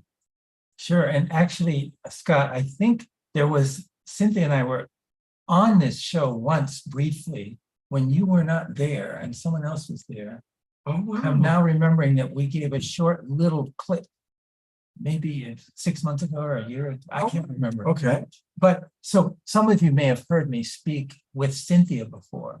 Cynthia Bricks, who is my wife and primary colleague in this work. But just very briefly, as you heard, I have a background in quantum physics and science. I then became an environmental scientist, and I worked on strategies for abating global warming for about 25 years. And in the context of that movement, there was a lot of Me Too type stuff, shenanigans going down that were toxic, couldn't be talked about, were hidden. So about 30 years ago, I convened a group of colleagues to address this within the mainstream environmental movement. And this was just among ourselves, right? We weren't trying to take anything on the road. We were trying to heal a problem that existed in our community. To make a long story short, what happened was those first couple events we did kind of blew up in our face, And so we started a series of programs. We called them Gender and Ecology. Are there parallels between exploitation of the earth and exploitation of the feminine? So that's how it got started. And that led to a series of intensive community healing programs that we did, all internal, in-house. But after about 3 or 4 years, we started getting invitations from others. And so this thing just kind of mushroomed and grew over the years into what is now Gender Equity and Reconciliation International. And this is basically working to heal the divisions that humans have invented around gender. So this is healing divisions between men and women, healing divisions between hetero and non-heterosexual people. And what we've learned over 30 years, and we're now mainly a training organization, training facilitators to implement this work. And we've done it in about 14 countries across the globe.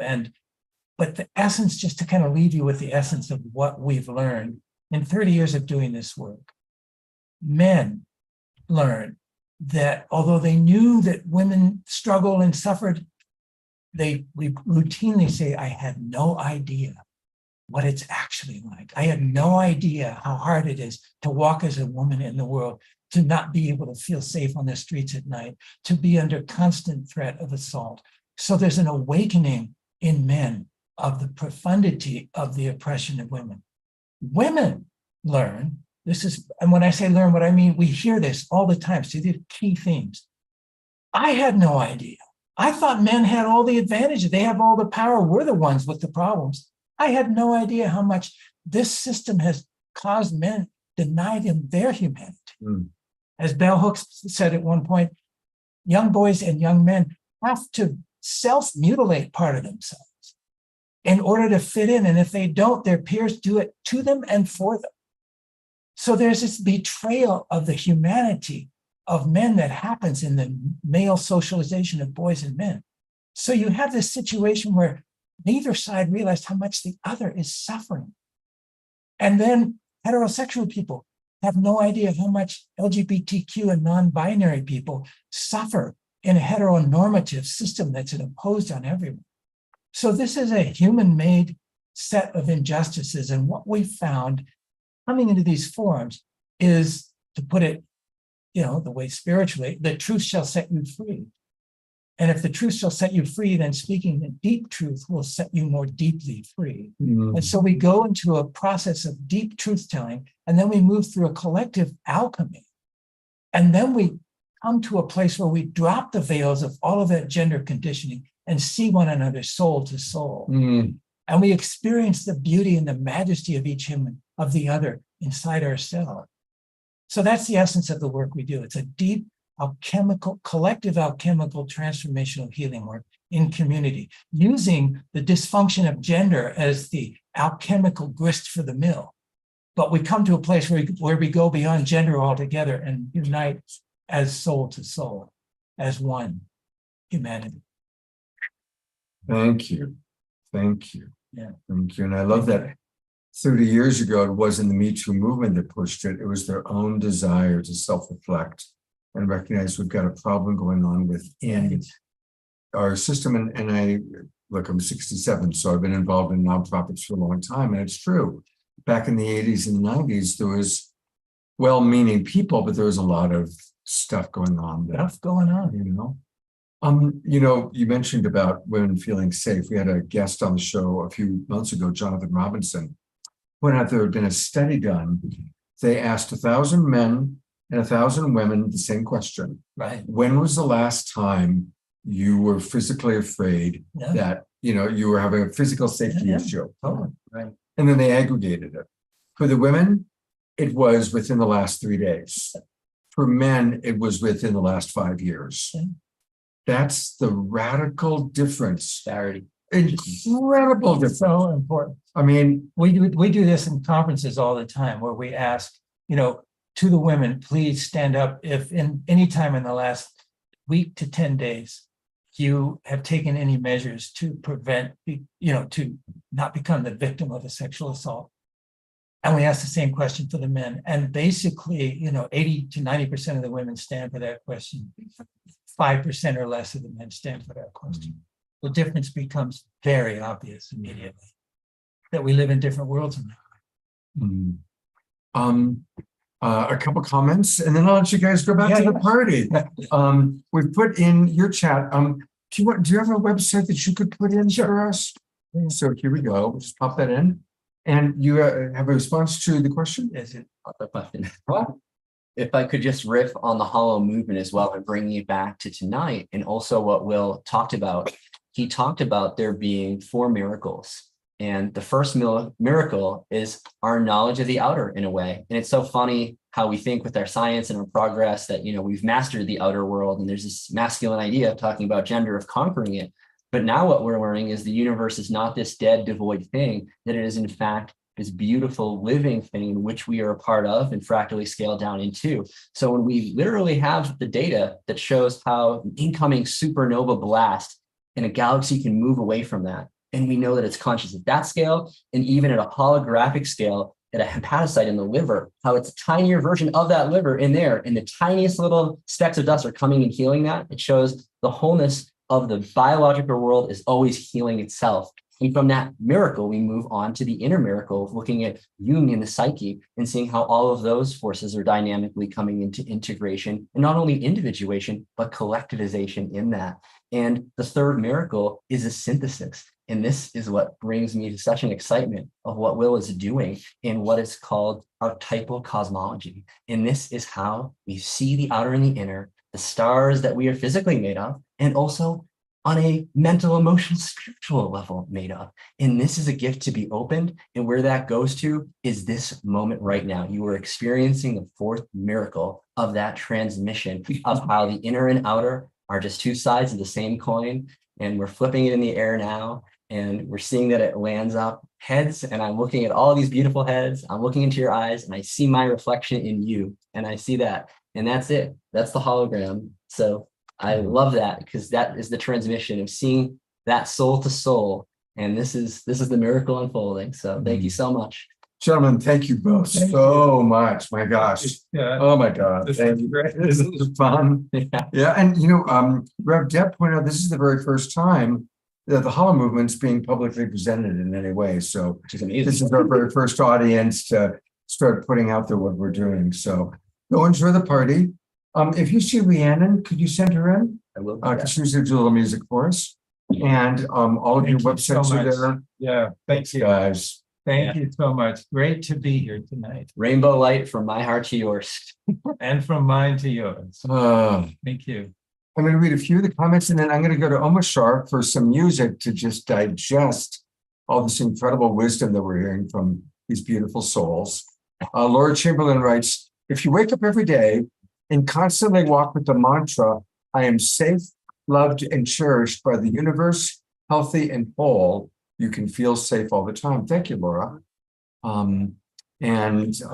Jeffrey, I so appreciate it. You always put in the latest from the Science and Resonance Academy. Thank you for that. I'm going to go to my co-pilot. Wow. How cool were they? Dude, it's wonderful. It's like we're getting information from every angle, and it's hitting because I'm just sparking on my spine as a light. And so anyway, let's I'm going to have you play. I'm going to go get my next guest and also grab a bite to eat. All right. And I'll be back in about 3 or 4 minutes. Or 5.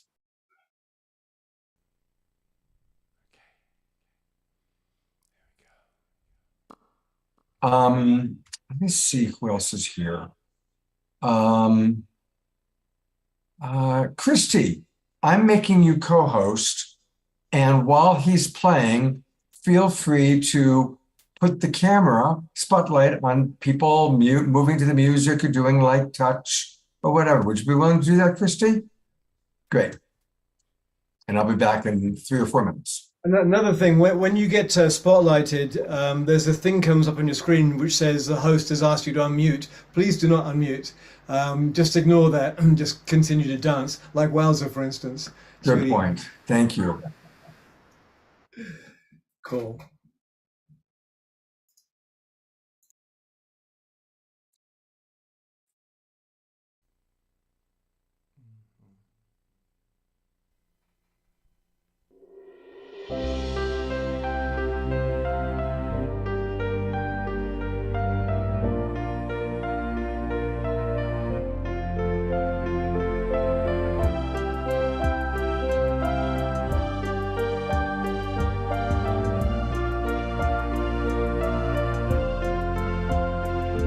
When flowers grow, dripping with dew, and rivers flow in sapphire blue, I suddenly know what I forgot I knew. I'm a tear that's lost fear of the ocean. And when autumn sun kisses my cheek, whilst cool winds come on mountains peak, with poems on my tongue but no wish to speak, I'm a tear that's lost fear of the ocean. I'm a tear that's lost fear of the ocean. Sweet water, when I give you my heart, I already start to feel better. My sweet water, won't you send me your love forever and ever and ever, forever and ever and ever. Whoa, when tender hands trace memories where powdered sands meet temperate seas. I don't understand, but I love mysteries. I'm a tear that's lost fear of the ocean. And when evening stars shine all around, my grieving heart's no longer down. And things that were lost, that's where true hope's found. I'm a tear that's lost fear of the ocean. I'm a tear that's lost fear of the ocean. Sweet water, when I give you my heart, I already start to feel better. My sweet water, won't you send me your love forever and ever and ever? My sweet water, when I give you my heart, I already start to feel better. My sweet water, won't you send me your love forever and ever and ever? I'm a tear that's lost fear of the ocean. I'm a tear that's lost fear of the ocean. I'm a tear that's lost fear of the ocean.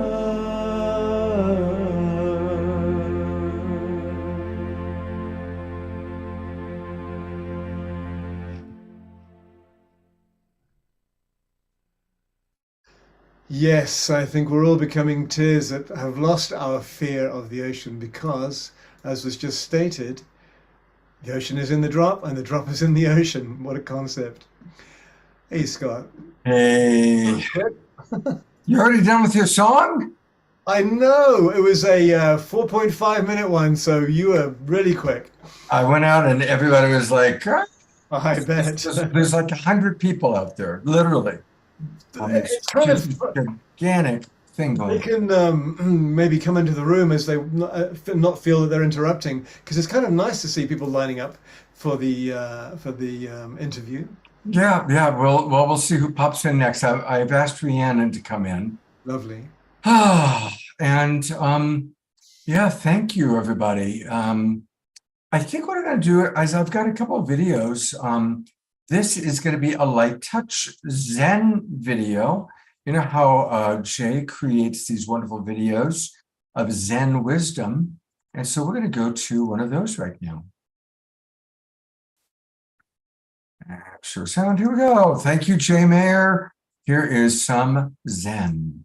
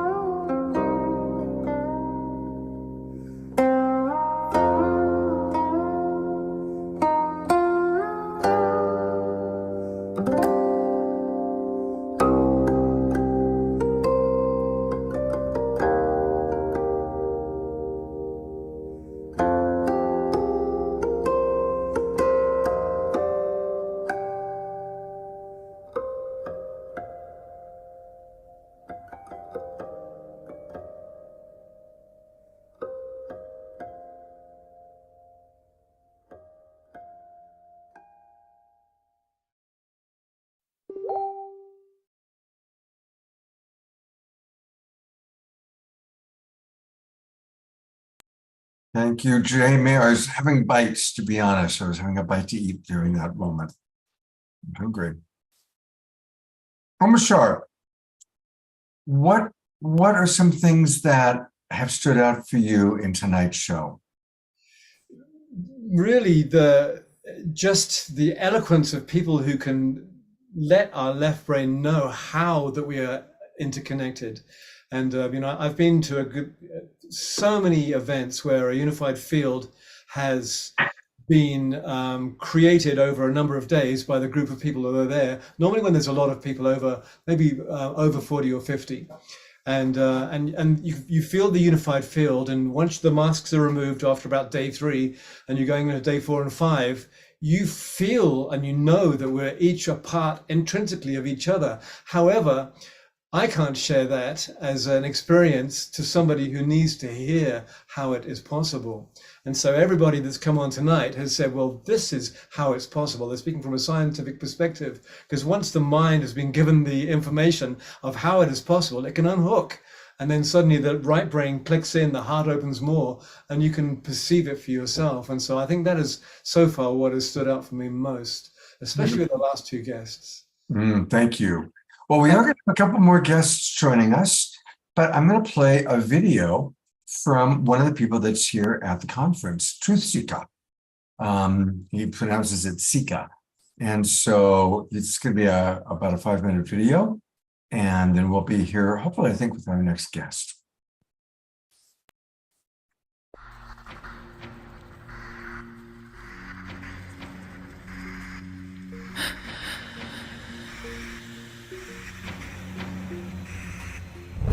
What do you want the world to look like 700 years from now?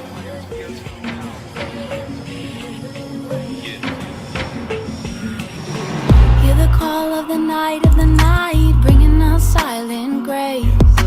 Call of the dawn of the first light, birthing a bright new day. Sun, moon, earth, align. Grandmother says it's time to walk in the sacred way. Bring to the waters, burning the cedars, standing on the front line. Oh, standing behind. Our elders, our brothers, and our sisters, and the mothers in the earth, water, fire, in the sky. Indigenous rights, indigenous rights, indigenous wisdom, right. Indigenous rights, indigenous rights, indigenous wisdom, right. 7 generations. Who is thinking of them? Children of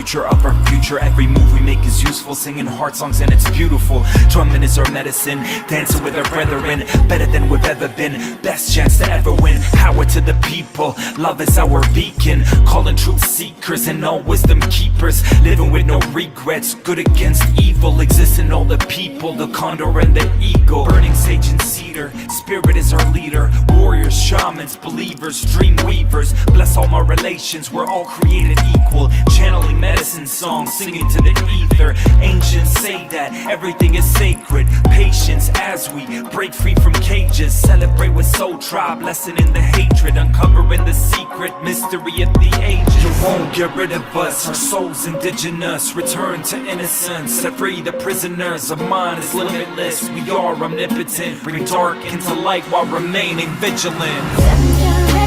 7 generations. Who is thinking of them? Children of our children, the future of the nation. We gotta see the vision of a love vibration. 7 generations. 7 generations. Who is thinking of them? The children of our children, the future of the nation. We gotta see the vision of a love vibration. The curse is with me, poverty is with me, bondage is with me, a generation set free. Take a ride, supernatural high. As I envision cryptic visions, Fibonacci and I'm on a natural high. With nature I am alive, I keep my feet on People, love is our beacon, calling truth seekers and all wisdom keepers, living with no regrets. real soon. ETs, wing beams as they fly by. Psilocybin, be connected to the night sky. Stargates, we connected to the star guys. And we the Gnostic super fight against the arc. In battle 10, we were winners, we break the soul ties. Higher learning, conversating with the spirit guides. We ascend to higher levels when the body dies. With no corruption, it's something I often fantasize. I speak life to my family tree. We are blessed to be a blessing, stand together with me. 7 generations. 7 generations. Who is thinking of them? Children of our children, the future of the nation. We gotta see the vision of a love vibration. 7 generations. 7 generations. Who is thinking of them? The children of our children, the future of the nation. We gotta see the vision of a love vibration. Sister, I'm calling. Sister, I'm calling. Take my hand. Take my hand. Let us sing together and travel across these ancient lands. Brother, I'm calling. Brother, I'm calling. Take my hand. Take my hand. Let us dream together and travel within these inner lands. Sister, I'm calling. Sister, I'm calling. Take my hand. Take my hand. Let us sing together and travel across these ancient lands. Brother, I'm calling. Brother, I'm calling. Take my hand. Let us dream together and travel within these inner lands.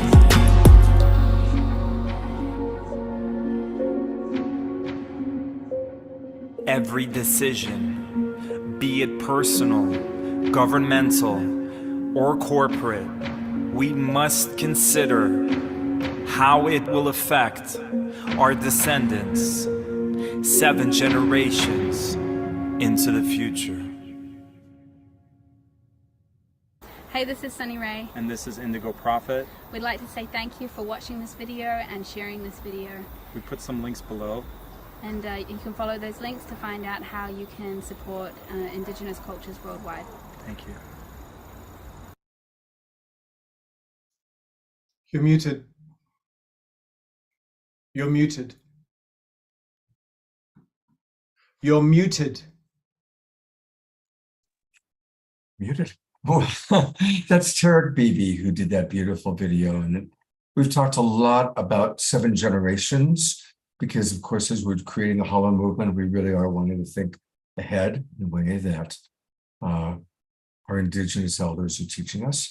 This is Rhiannon, and she's one of the wonderful people that I've only seen on Zoom before. We met for the first time, like so many of us. We're just meeting for the first time, and it's wonderful. Rhiannon, tell people a little bit about yourself. Thank you, Scott. I just want to say, first of all, I'm so grateful to be here with you all. And there really are no words for how monumental this moment is that we're all sharing here in Sedona. And that all of you are sharing with us at the same time. The fact that we can reach out and co-create this moment in our collective evolution by being connected through technology, through the beautiful field of consciousness that you've all been creating together. And you can experience this and create it with us as we're here on the ground doing the work that we've all been working towards for so many years. It's just, the energy here is so incredible. And I really hope that you all feel that. I see you feeling it. I see you actively in the moment being here with us. And, you know, I think you all maybe know, okay, so I'll start by talking just the tiniest bit about myself, as Scott asked. So some of you may have seen me in the past talk about being part of Bella Gaia. I'm part of this amazing ensemble group that has an immersive theater experience that was created in collaboration with NASA. It's designed to simulate the overview effect and help people to feel more connected to the cosmos, to humanity, and to the planet, and inspire stewardship. I have been producing events and experiences and really kind of early immersive experiences for decades now, as an artist, as a creative director, as a co-producer, and helping to create spaces for transformational expression to happen. So creating those containers where everyone can come in, bring in their voices, their visions, we need to bring in, as I know you all understand, and are creating the space for yourselves, for all disciplines, all cultures, all generations to come together and everyone to bring their wisdom and their hearts together in coherence and really co-create what the next step in our evolution is. So I discovered very young in my life, like I was 14, 15 years old, when I realized that one of the ways, really powerful ways to do this is to throw giant parties and have everyone meet each other on the dance floor, right? And create spaces for amazing art and expression to happen. And at the same time, to have dialogues that opens people's hearts. You start to feel everything viscerally and really just open up to all the possibilities. And when we meet each other in these spaces where we are open to experience things and to hear things, really listen to one another in completely new ways, transformation is just, it's incredible. So years before I started throwing dance parties and in the underground, of New York City. And I now, decades later, I see how all the work that I'm doing is so directly connected to those roots still. I'm the creative director now for Purpose Earth, amazing grassroots funding and mentorship organization who has been giving money to seeding basically new projects, grassroots projects around the globe. People that have beautiful visions. With Purpose Earth. Right. You've done Lawrence on the show. Purpose Earth, and Scott's been such an incredible supporter of Purpose Earth. We're so grateful to you for that. Thank you, Purpose Earth, for what you guys do. Thank you. I was laughing because I'm overjoyed that some of you know Bella Gaia and to know that you know Purpose Earth. And Purpose Earth is one of the ways that we've been able to bring a lot of these things forth. And of course, the co-founders of Purpose Earth are Laura and Emmanuel, and Emmanuel is the founder of the HoloMovement. The reason that we're here, one of the co-editors of the book, the other co-editor of the book being Jill Robinson. And I had the incredible honor and joy and pleasure of co-authoring a chapter with Jill in the book about the art of altruism. So, that's my contribution to the book. Along with that, I kind of had this vision when I got to meet Laura and Emmanuel for the first time in person in Ibiza. So I flew there because my partner was teaching in Prague, and I was like, that's just kind of a hop, skip, and a jump. So how can I not go and hug these people that are my family, right? And then I was like, Emmanuel, we need a song. We need to create a song that celebrates the birth of this incredible movement. And I knew that Kristen Hoffman was the voice of this song. And I am a singer. I am very passionate about sharing my voice in this way. But you know, I knew that she was the one. So she's such an incredible composer, brilliant, you know, genius of a composer, but that drives everything through her heart. So Emmanuel and I executive produced this track with Kristen producing, writing, composing this brilliant track that just got officially released to the world on the 23rd. So it's on streaming services now. You can all hear it. And yesterday, she just sang it live for everyone. And we just premiered which just happened because of a beautiful vision that David Gershon had. He was like, well, this song is amazing. We need a music video. So just basically a month ago, we decided to collaboratively with a small group of people, make a music video and it's not exactly a music video. It's a story about our collective evolution told in a really visceral, heart-driven and creative way. And this is actually the first music video, if you want to call it that, that I've ever produced in my life. So I learned a lot through the process. We sharing it with people live at the launch of the HoloMovement was one of the greatest joys of my life. Seeing that projected and seeing people are have been telling us that they're crying because they're so moved. You can see that the movement of people's hearts from this. So I'm just so excited that these are things that are out there in the world now that we can share with you all going forward. And this is part of us telling the story of the HoloMovement in really creative ways. So along with that, I've made it part of my life's mission now to be an advocate for the power of immersive arts and immersive sound. And I have the great joy of bringing my partner with me here, Paul Geluso, who is one of the world's experts in immersive sound. And we just premiered a new piece that we created together. It's all based on chimes, and it was recorded binaurally. It's mixed in 4 channels and quad. And we just presented that for the first time. And I sang live completely improvisationally over these chimes that we presented in this space. But so Paul and I are doing a lot of things that I'm really excited about. And he's been writing books on the subject. It's books that are being used to teach this in classrooms around the world.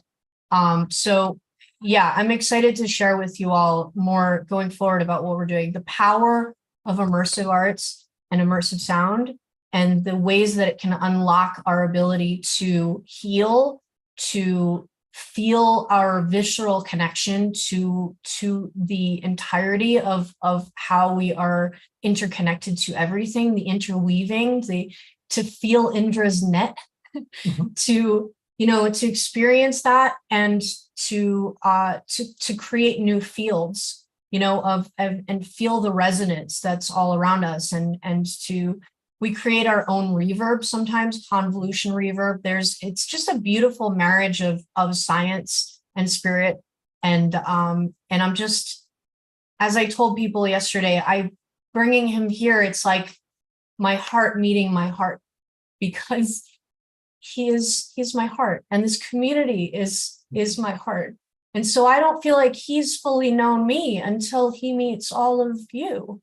So it's just not even possible to express just how much it means to me to be physically with all of these people together for the first time. It's been amazing. And to share with all of you for the very first time, as Reverend Deb pointed out, this is the first time the HoloMovement's been in any way or form presented publicly. So exciting. Can you get me the link of where I can pull up the video to play for people tonight? I'll if you would like, I would love to share it. That'd be awesome. That'd be awesome. So let Yay. me bring up our other 2 guests, Yep. and you and I'll give you my email address. You can email it to me, and then I'll play it for people. You all have to tell me in the chat what you think, okay? And how you feel about experiencing that. Now let's see. Drina might have found it. Drina is really good about finding these things. Is that it? That's oh my gosh, is the video already up online? Let's see if is that. No, No, it's that's the just the song. track. It's You'll just the have to song. see. Yeah, the video Send me the isn't video. up there yet, but Right. you're gonna get the first global premiere of it. Hey, that's all toward Rhiannon. Thank you so much, Rhiannon. And I'll walk out with you and give you my email address. Well, these are wonderful ladies. Sending you all love. Depths of Very my heart. informal little studio here. Have a seat. I'm going to give Rhiannon my email, and Miranda, since I know you, would you be willing to introduce yourself and your friend here to our audience? Absolutely. Great. Thank you, Yes. Scott. Thank you for being here. So hello, everyone. Lots of you have seen me many times. I'm Miranda Clendenning. I work with Unify. We help broadcast Awakening World. Tammy Scarlett will be coming on in a little bit as well. I also work with David Gershon and Empowerment Institute, and we have been having an amazing time here. I mean, it's I don't know. I would say the thing I've heard most commonly here is that the world is going through a shift and an up-leveling, and we're all here being a part of it. Every conversation that we've been having is, you know, technology's vision, the creation of the new world, and the download that all of us are getting is really going to the next level. And I want to introduce Laura George. We have met each other and crossed paths in the past, but never really got to deep dive. And now, because it is a special time now, part of it is that the world is coming out of COVID, which is was like a special synchronized everybody having an introverted in-breath and contemplation and thinking and rest and healing and creativity. And now everybody's having a synchronized birthing of all of that at the same time. With Unify, we're seeing that, you know, so many people, I have this book I'm launching, I have this new transformational counseling program, I have, it's just really a birthing of an emergence of people coming out of the cocoon and being with each other. And as this new butterfly with imaginal cells is telling us what we are doing next. And none of us have the full answer, but Laura, please take it away and tell us what you're doing, because I'm very, very impressed by this woman, and I'm going to go visit the property in Virginia, and please tell us what you're helping. Well, first, I'm going to agree with you that COVID gave those of us who are working on shifting the paradigm some time to really contemplate what was needed, because we're in a breech birth situation now, folks, as everybody knows. But this weekend, magic happened, continues to happen, and will continue to happen, because the HoloMovement is going to be a designed, co-created, co-constructed, strategized, real movement to birth the paradigm that we're so longing for. And the piece I hold is a property, a vortex of light in a little town called Independence, Virginia, where the Oracle Institute is located. And what we're building there, in addition to an educational campus, we're building a community called the Valley of Light. And it's patterned off of Damanhur, the city of light, for those of you who know who Damanhur and what they've been able to accomplish, which is beyond belief. Going to Damanhur is like going to another planet. So they've already manifested the HoloMovement. So we're going to do it in the United States. And our central center, which is both a temple and a tool, is called the Peace Pentagon. And the Peace Pentagon was built in Virginia to create equibalance, equipoise with the War Pentagon in Northern Virginia. So we got the War Pentagon, the Potomac River up north, and we've got the Peace Pentagon and the New River in the south. And the New River was completely misnamed. It is the oldest river in America. It is the oldest river in the Western Hemisphere. And it quite possibly is the oldest river in the world. And on this sacred site, we are building a community for cultural creatives. So I'm sending a shout out right now. We need more ready, willing, and able consciously able, by the way, humans to build a model community for the United States. There are many up and running. This one now has a little different vibe. This one is specifically designed to counteract those dark forces that are working day and night, 24/7 on destroying our country. So for patriots out there on Team Light, please check out the Peace Pentagon. Please check out, we have two websites. There's the Oracle Institute website, which is our charity, and the Peace Pentagon has its own website. It's peacepentagon.net. So yeah, we're going to move forward with the HoloMovement, and we want the Pentagon to be a hub for the HoloMovement so that it's, in addition to being this online, interconnected, global organism, we're also going to have places, physical places where the HoloMovement is anchored, and the Peace Pentagon is going to be one of those places. So that in a nutshell is what we're doing in Virginia to help shift the paradigm. Can you put in the website, or you already did that? No. No. Okay. Put in the website, and so we can take people to there. Thank you so much. Miranda, have you had a chance to share yet? A little bit, but yeah, I'll share a little bit more. Oh no. No, go. Try it again. Miranda, share Yeah. with our audience what you're up to that you haven't shared yet. Well, I mean, I think it's really beautiful sharing about the HoloMovement right now, because this is the first public broadcast about what's happening, and this this event has been really special because of the time period right now, because of the emergence of many of us having this vision that there's something more emerging that needs more exploration. And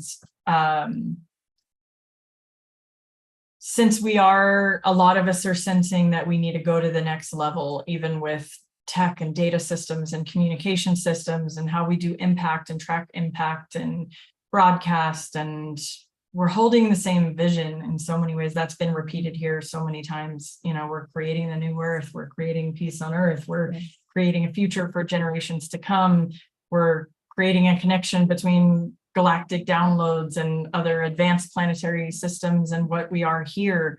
However you want to say it, you can tell it in the frequency that we're all holding and carrying, and the loving and beautiful, faithful conversations between the people here.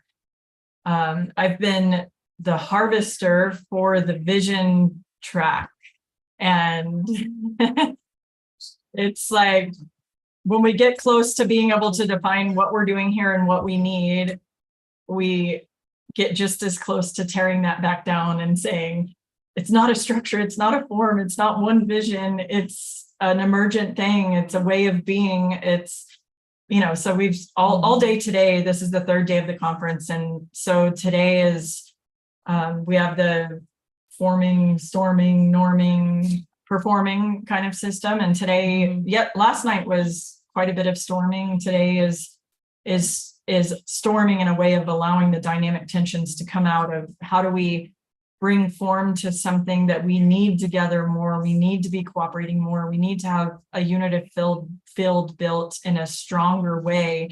But how do we leave it almost nameless so that somebody's not trying to say, this is my thing, or we're launching a new thing that already does exist. We're already a HoloMovement that is here, that exists, that is going, and that's growing and coming alive more. So it's been a beautiful discussion. And even when the vision track tried to have a presentation of what we've been through, it ended up being more of a movement event where we all were one-celled organisms that combined into multi-cell organisms, combined into one big organism. And then what does that want to do? And everybody was dancing in the room and holding hands and got in a big circle that turned into a spiral, that turned into a hug and a musical thing, just organically, as we self-organized into this beautiful experience. So I don't know another way to explain that, but there are people here that are really into systems and strategy and how do we have the tech and communication systems and coordination systems of the future? How do we make a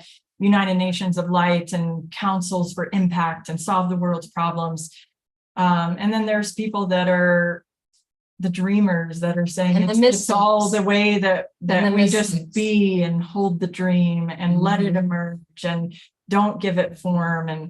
And a lot of us are holding both. You know, I'm a huge dreamer, but I'm also a systems operations person, big time. So it's just been beautiful to be in that space with so many people that understand, and there hasn't been any like conflict kind of things that I've seen that wasn't healthy and beautiful. There's, as Mason said, there's so much love gushing between everybody here that you can bring up a dynamic tension or something that's making you nervous or not quite feeling right. If we were to make something too much structure or somebody having too much control, but then we're just cruising right past it, like really quickly. You're right. No group think has clicked in.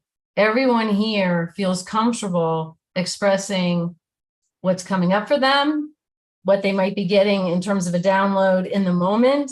And that's what's been the most impressive to me, because I've been at events before where, you know, it's structured and it has, you know, there's a director, they plan these things. In this event, spontaneous information, intelligence is coming through, and we're spinning on a dime and listening to one another. If there is a tension in the room, it's not ignored. It's like, wow, okay, maybe this is something we didn't think about that we should think about. This has been the best brainstorming and heart-centered event I've ever been to.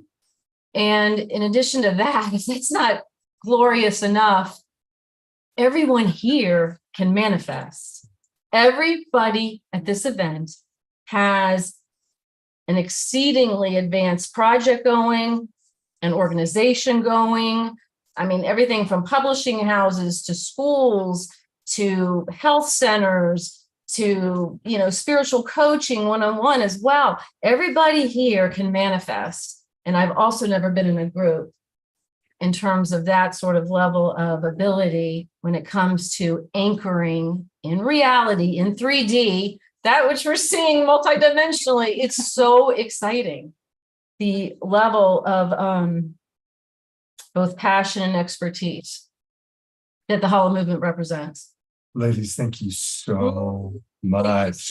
Thank you for coming into the party.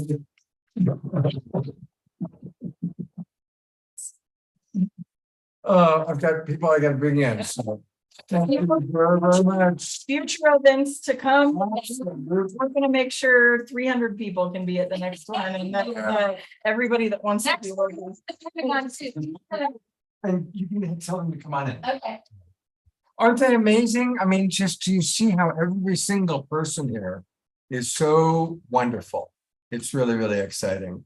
So I am going to be able to download the video. Yeah, come on in, please. Please come on in. I'm just now able to download it because they were, I do accept all this. I will continue as Scott. And here we go. There's download. The phone on. Marty Casey is here. It's like when you're in the video, that would mean so much. Because I'd love to hear that with Kristen too. And So Rhiannon's back here. And hello, Jeff. Hello, Peter. Hi, Peter. Good. This is Peter. Hey. And Marty Casey is with us. I'm seeing Marty on the show before. We love Marty Casey. And Marty Casey. Yay. So I'm now downloading the video that Rhiannon was talking about. And it's got 21 seconds left. So Rhiannon, again, just briefly introduce what we're about to see. This is one of the most heart-driven expressions of love and the evolution of consciousness that I've ever had the privilege of being part of.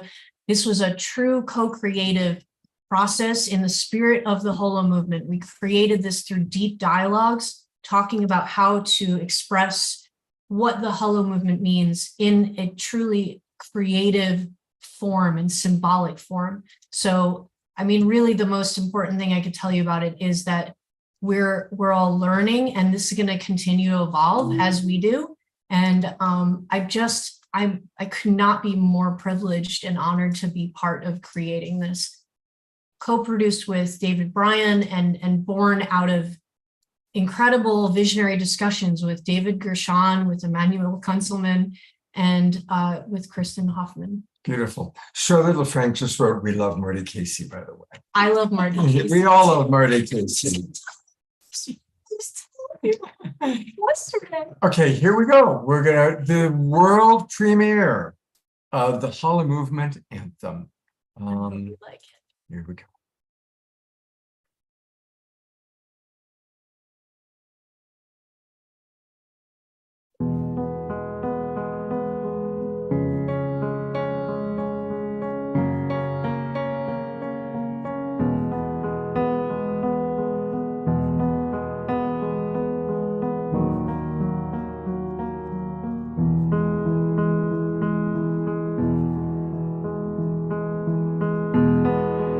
We have entered an extraordinarily rare interval in human history, a choice point in our collective journey, a space between the past and the future where the lives of countless generations ahead will be profoundly impacted by the choices we make now.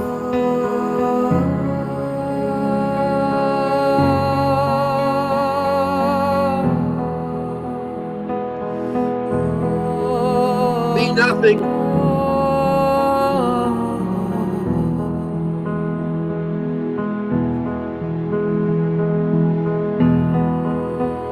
I believe it is both subtle and large,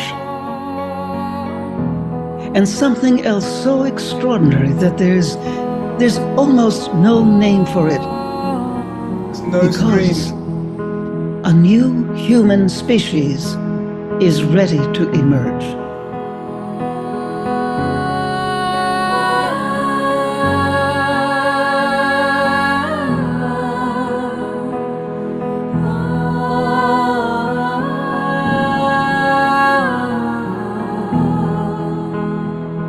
We see nothing. Participation in this transformation involves collective attention and communication on a planetary scale. No video. This creates coherence and clarity of direction. We heard the sound, but there was just a black screen. Because we were seeing it just fine. Yeah. That's very strange. All right, well, let's do another test for a moment here. To do a pre-check. You know what I could do? This is all emergent, right? That's confusing because we saw it perfectly here. Right, let me do this and move it to my desktop. I mean, the song alone is The quite. song alone is phenomenal. Even with no image and Right. closing your eyes and imagining. Well, we were enjoying watching you watching it. Yeah. All right. I was watching you watching what I thought you were watching. All right. I'm going to try again doing it on advanced and almost sure give us a thumbs up if it's playing properly. I don't know why that would be. There's a gut optimized, but let's try this. I just want to tell all of you as the audience of this incredible show, I know how dedicated you all are, and holding space for this to happen continually is just remarkable. You are all remarkable. Deep bows to everyone out there watching and creating this experience together through all that we've been going through together. Oh, Michelle, are you seeing the visual right now? Yes. Okay, so give us a thumbs up once it starts, and if there's a problem, give me a thumbs down.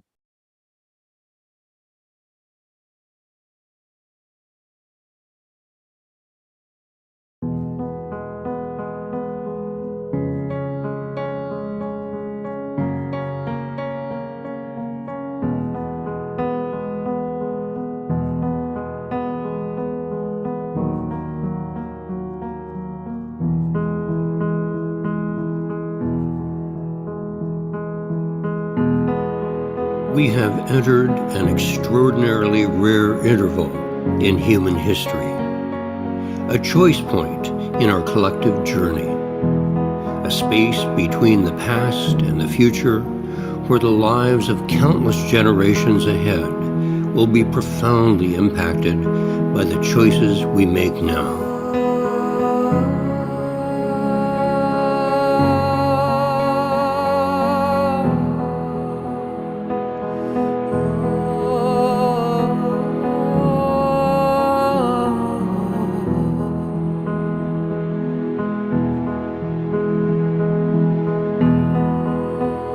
I believe it is both subtle and large, and something else so extraordinary that there's almost no name for it, because a new human species is ready to emerge.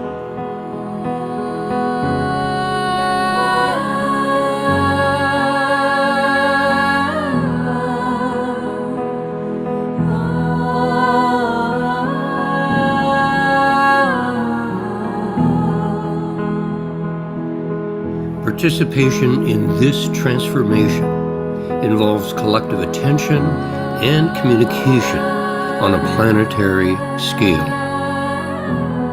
This creates coherence and clarity of direction. Simply put, it is the Holo movement in motion.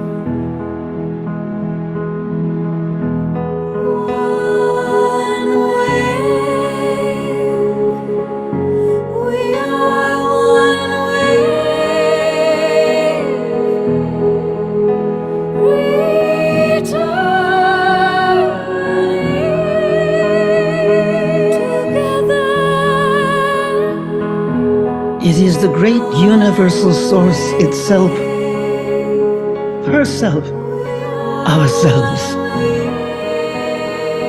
It says it is time to wake up now. It is time to do and be what you were born to do and be.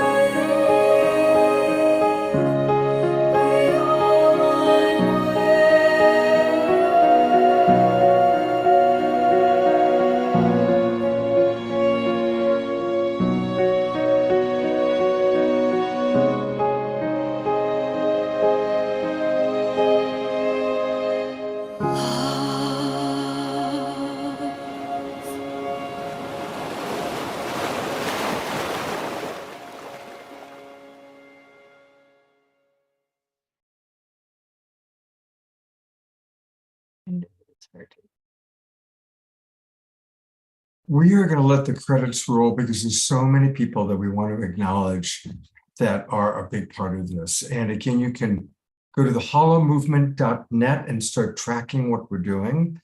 Of course, Kristen Hoffman is who wrote, produced, and engineered it. She's in the room, so I'm going to try and bring her in so you can say hello to her. Manuel Kunselman is such a gem. He's in the room. We maybe can bring him in. Source of Synergy Foundation. You also have Reverend Deb Moldau earlier today. She is kind of like at the head of all of the Source of Synergy Foundation. So there we go. Congratulations. Thank you. Thank you so much. Congratulations to all of us, because this is happening because of what's happening on the planet with all of us right now. And I have to give a shout out to David Bryan, who co-produced this video, and to my partner, Paul Geluso, who created beautiful spatialization of just elements of this that helped us take it to another level too. I'm going to read some of the comments that you guys, and continue to give us more comments. Wow, are you kidding me? This is absolutely magnificent. And look at all the emojis from Carol Craig. Thank you, Carol. George writes, chills eliciting. Someone with an iPhone writes, what an amazing creation. Gene Houston. Oh, by the way, Gene Houston zoomed into our conference today for half an hour, gave an amazing, heartfelt talk with us directly live today. Anyway, So beautiful. She writes, what an amazing creation. Gene Houston, Kristen Hoffman combo is the ultimate combination of cosmic creativity. Laura Chamberlain writes, I hope that everyone in these discussions are aware that the globalists will try to dominate this Holo movement after its birth. Please do not allow it to be taken over. We will do our very best. Thank you. Completely covered with goose pimples. Definitely chills. Yay. Dorina Joy down in Ecuador writes, another heart, peace, and true anthem of love. The cosmic voice of Kristen with a wonderful Holo movement creation video and a feast to the body, mind, soul, and spirit. Laura Chamberlain writes, I was making a joke. Okay, that's something else. Thank you for sharing this wonderful video. Ayada writes, I am close to speechless. What a masterpiece. Stunningly heart-opening, soul-affirming. Grace writes, Gene Houston and Kristen Hoffman and everyone are so beautiful, creating a stunning visual of truth from Christy. Sylvia and Nitya write, Rhiannon, thank you for responding to my butterfly. Live long and prosper. How could I not? Live long and prosper. And always dance with butterflies. That was a beautiful, beautiful moment to share with you. I really want for your spirit is so glowing across the miles. So it's really nice to connect with you. Can you find Kristen and bring her in so people can acknowledge her? I will do my best. And let's bring in Marty Casey. Yay. And Peter. See, Marty, Peter, pulling up. We're all going to squeeze in here. Everyone. Hey, everybody. Well, you all know Marty Casey because she's been on the show a lot. Come close to the light, Marty, so we can squeeze you in. There we go. That way we can get everybody in. Marty and Peter. Peter, I was on there once. You were, and tell me your last name again. Matisse. Matisse, yes. I remember now. So come on in, and close the door. Will be probably about 10 minutes. Because they just had a seat. Yeah, have a seat. Absolutely. Marty, tell us what the Holo movement means to you. Like, what has your experience been? Oh, wow. It's really about bringing every heart, mind, body, and soul together. That's really what it's been about. And finding your space and your place. You don't have to change who you are, but you do have to be able to connect with others so you don't shift who they are, but we connect. It's really connecting the heart. That's what it's really been about. I have not met a lot of the individuals that have been here in the last couple of days, but I feel like I've been knowing them for a lifetime because we're connecting with our heart, not necessarily with our backgrounds. Not our egos. Yeah, or our egos, or even our life experiences. There's so many, times that we bring all of who, the good, the bad, and the not so cute with us in spaces, and it just shifts everything. But when you clear that and you just release it and you walk into the newness, like we hit the reset button, and I love it. This is one of the things that I said to Deborah over lunch today. And she says, I hope that I can quote you. So I want to share what I said to her. For the first time in my lifetime, as a 52-year-old Black woman, I feel that peace is possible. Just by being here in the last 2 days. Thank you, Marty. It's the truth. That's powerful. Feel like it's possible. We'll get more on Marty in a moment. But Peter, what has this been like for you? First of all, I want to acknowledge you, Marty, because 50 years, we're all carrying now around so many things in our lives that we've gone through. And to come to that point where we feel that connection, the peace, that's actually possible is so healing and so beautiful, not just for yourself, but to be in your presence and allowing me to do the same. So I want to thank you for that. Really want to thank you, Peter. Thank you. Thank you, brother. You're welcome. I was just thinking, for me, we all have our paths in life, and there are so many fires burning all around the world, whether you do it through a church, whether you do it through your business, whether you do it by yourself, reading a book, millions and millions of little fires burning. And this is the time where we need to bring them together to build a real bonfire, and to take all these little sticks and put them to combine them so they become unbreakable, so that we become a force in the world, not for anything, but a force for love. And so it's a big challenge for us, but there's nothing that we can do wrong, because we cannot extinguish the light that's already there. It is an eternal light. So how can we just fan the light? How can we assist everyone in this movement to come together and shine their light in the brightest way? That's, for me, what this movement is about. You know what? I love what you just said about the force. It kind of reminds me of what life has been feeling like prior to. It felt forceful, but now we get to be the force, to be the light, to shine the light for others to find their way, to be a part of the whole movement. Yeah. I feel that's the stage we're in, where we're coming from this, I call it stage 2, where we want more money, we want more fulfillment, we want more happiness, all these kind of things, but they're coming from a wanting. And now we're moving into the space where we are just being and life. Being, I love that. We're not creating life, but life actually flows through us. We become a blessing. Peter, we need to pull that in the room tomorrow. Move from the wanting to the being. That's a good one. I'm going to read some comments, and I'm going to ask each of you, share with the audience what you're doing outside of the Holo movement, maybe about Ungun, whatever you're working on. But I just want to read some of the comments that are coming in. There's quite a few beautiful ones coming in. Yeah, see a lot of Laura Christy writes, love Dr. Casey. Laura writes, wow, that is beautiful. George writes, could this be the great reset? Not what the elite had in mind. Peace is possible. Carol writes, what a beautiful sentiment. Believing peace is a possibility is a huge step forward. Ayada writes, I really feel you, Marty. And I'm feeling also that tonight feels like a game changer. After the buildup of the last 3 years and many decades of light, love, work from so many of us, wow, I am just blown away tonight. Thank you, Ayada.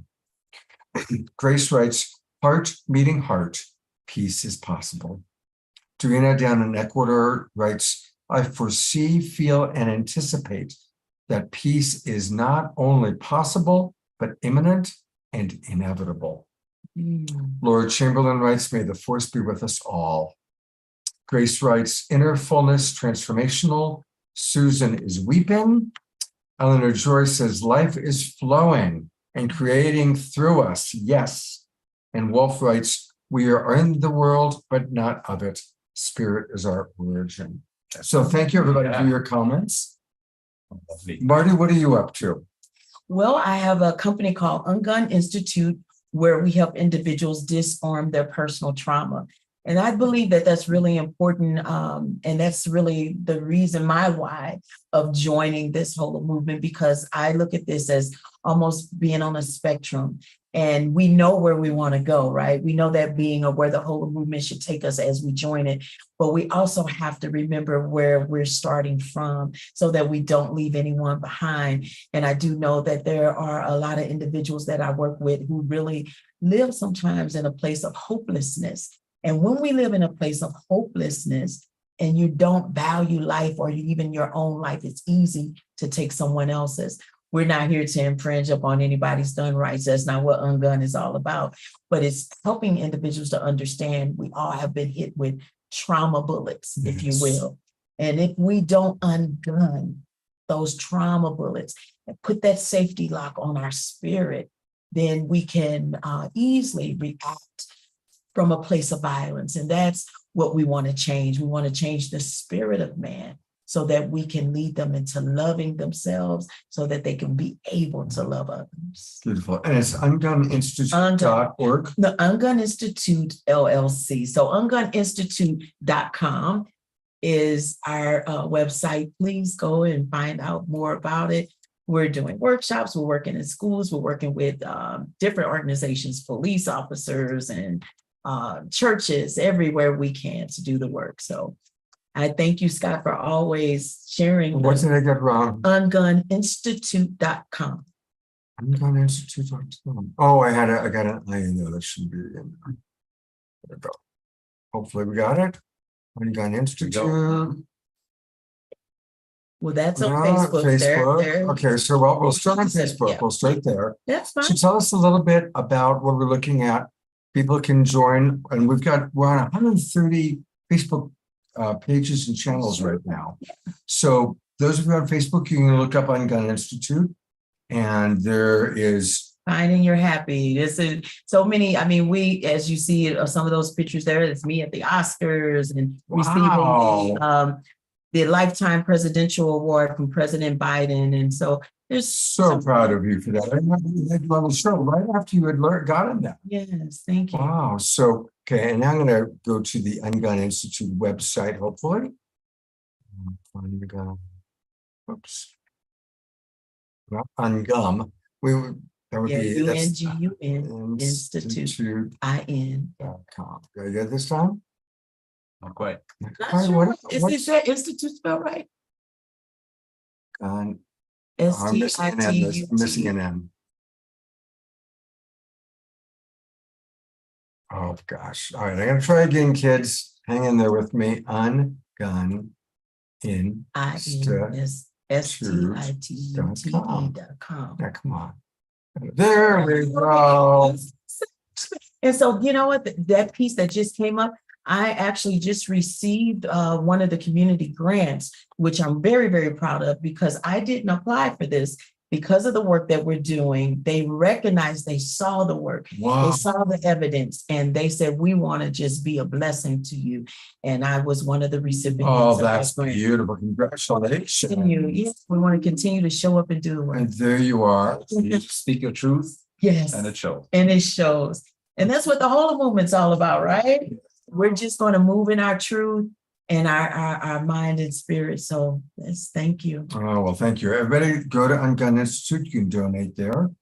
And Peter, tell us, what are you up to? What would you like the audience to know about you and your work? I run the Conscious Business Institute this lifetime around. So remember, we had you on the show with Urban Laszlo was on with. Yeah. So I had the insight in 2005 that says Conscious Business Institute. It blew me out of my socks, because conscious business wasn't around at that time. There wasn't a book, there wasn't anything. He said, okay, this is what I want to do with my life. So for any of you who are searching for a purpose, there is something out there that's waiting for you if you just walk the steps toward it. Mm-hmm. So we work with large organizations all around the world for the last 15 years, actually, and help them transform systematically to become more conscious. Does it work every time? No.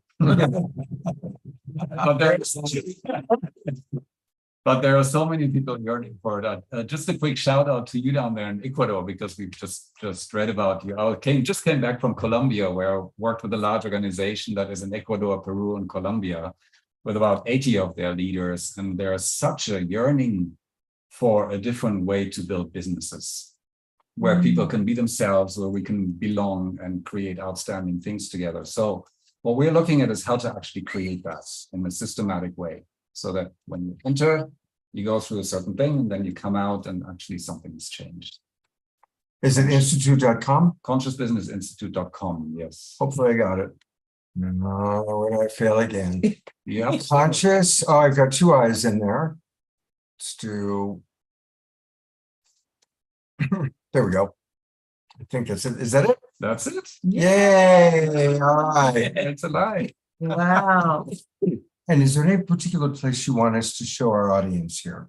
Yeah, if you scroll way down, there are a couple of, there's a little video of an approach that you can use for yourself. So we don't need to play that, but you can check it out for yourself. And if you go way down, if you want to engage or get more information or look at some of the programs that we have for yourself, or if you work for a company, even further down there, there's a master program that we have. And then who's that good looking guy? Yeah, and there's some people contact. Yeah, if you have any questions about it, just ping us, and Peter at Conscious Business Institute if you want to reach me personally.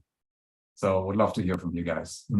Peter, thank you for the work you're doing. I was going to say, Peter, I truly, truly enjoyed you today and how you led us in the space. It was just really remarkable and amazing. I love what you said. I don't know if I'm allowed to share that piece, sure. But I think it was, let me make sure I got this right.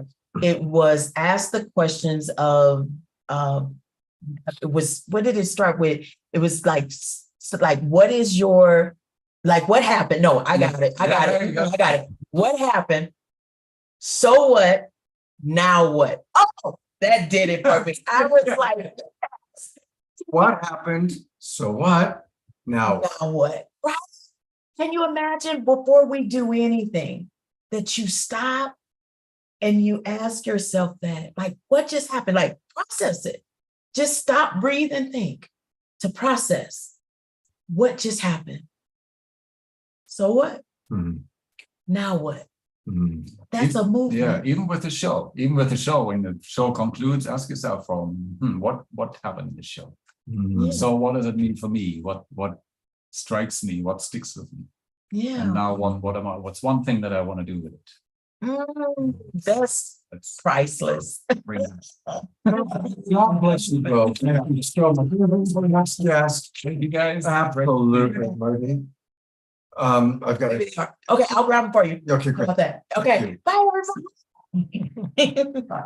Thank you, Scott, for all you do. Oh, Marty, I love you so much. Oh, thank you. I came in when you said. Well, everybody, I have another guest who's about to come on in a moment. After that's Marty. There was stuff going on there.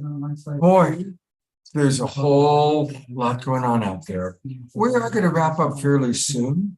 I guess maybe while I'm waiting for him, I do have another light touch video that I'm going to play. Hey, if you guys can whisper, let's whisper. That'd be great.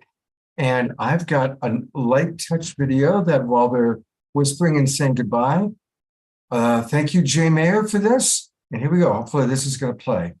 Almost sure, give me a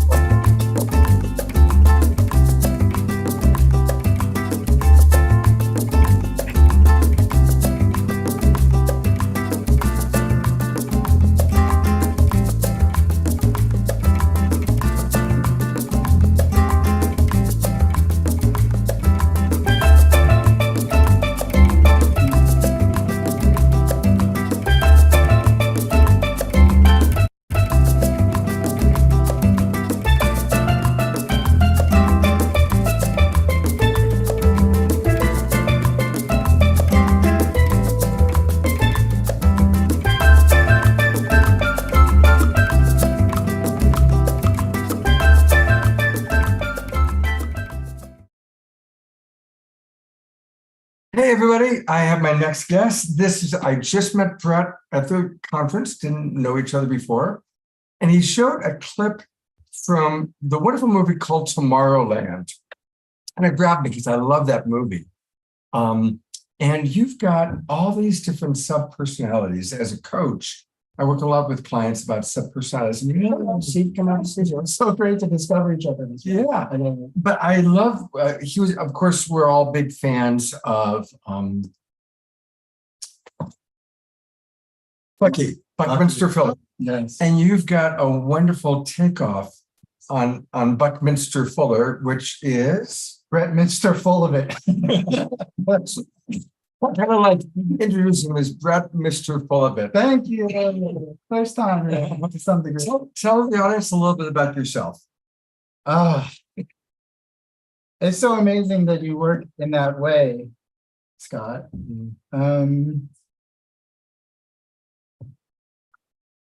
I like to say I'm on a hero's road trip instead of the hero's journey.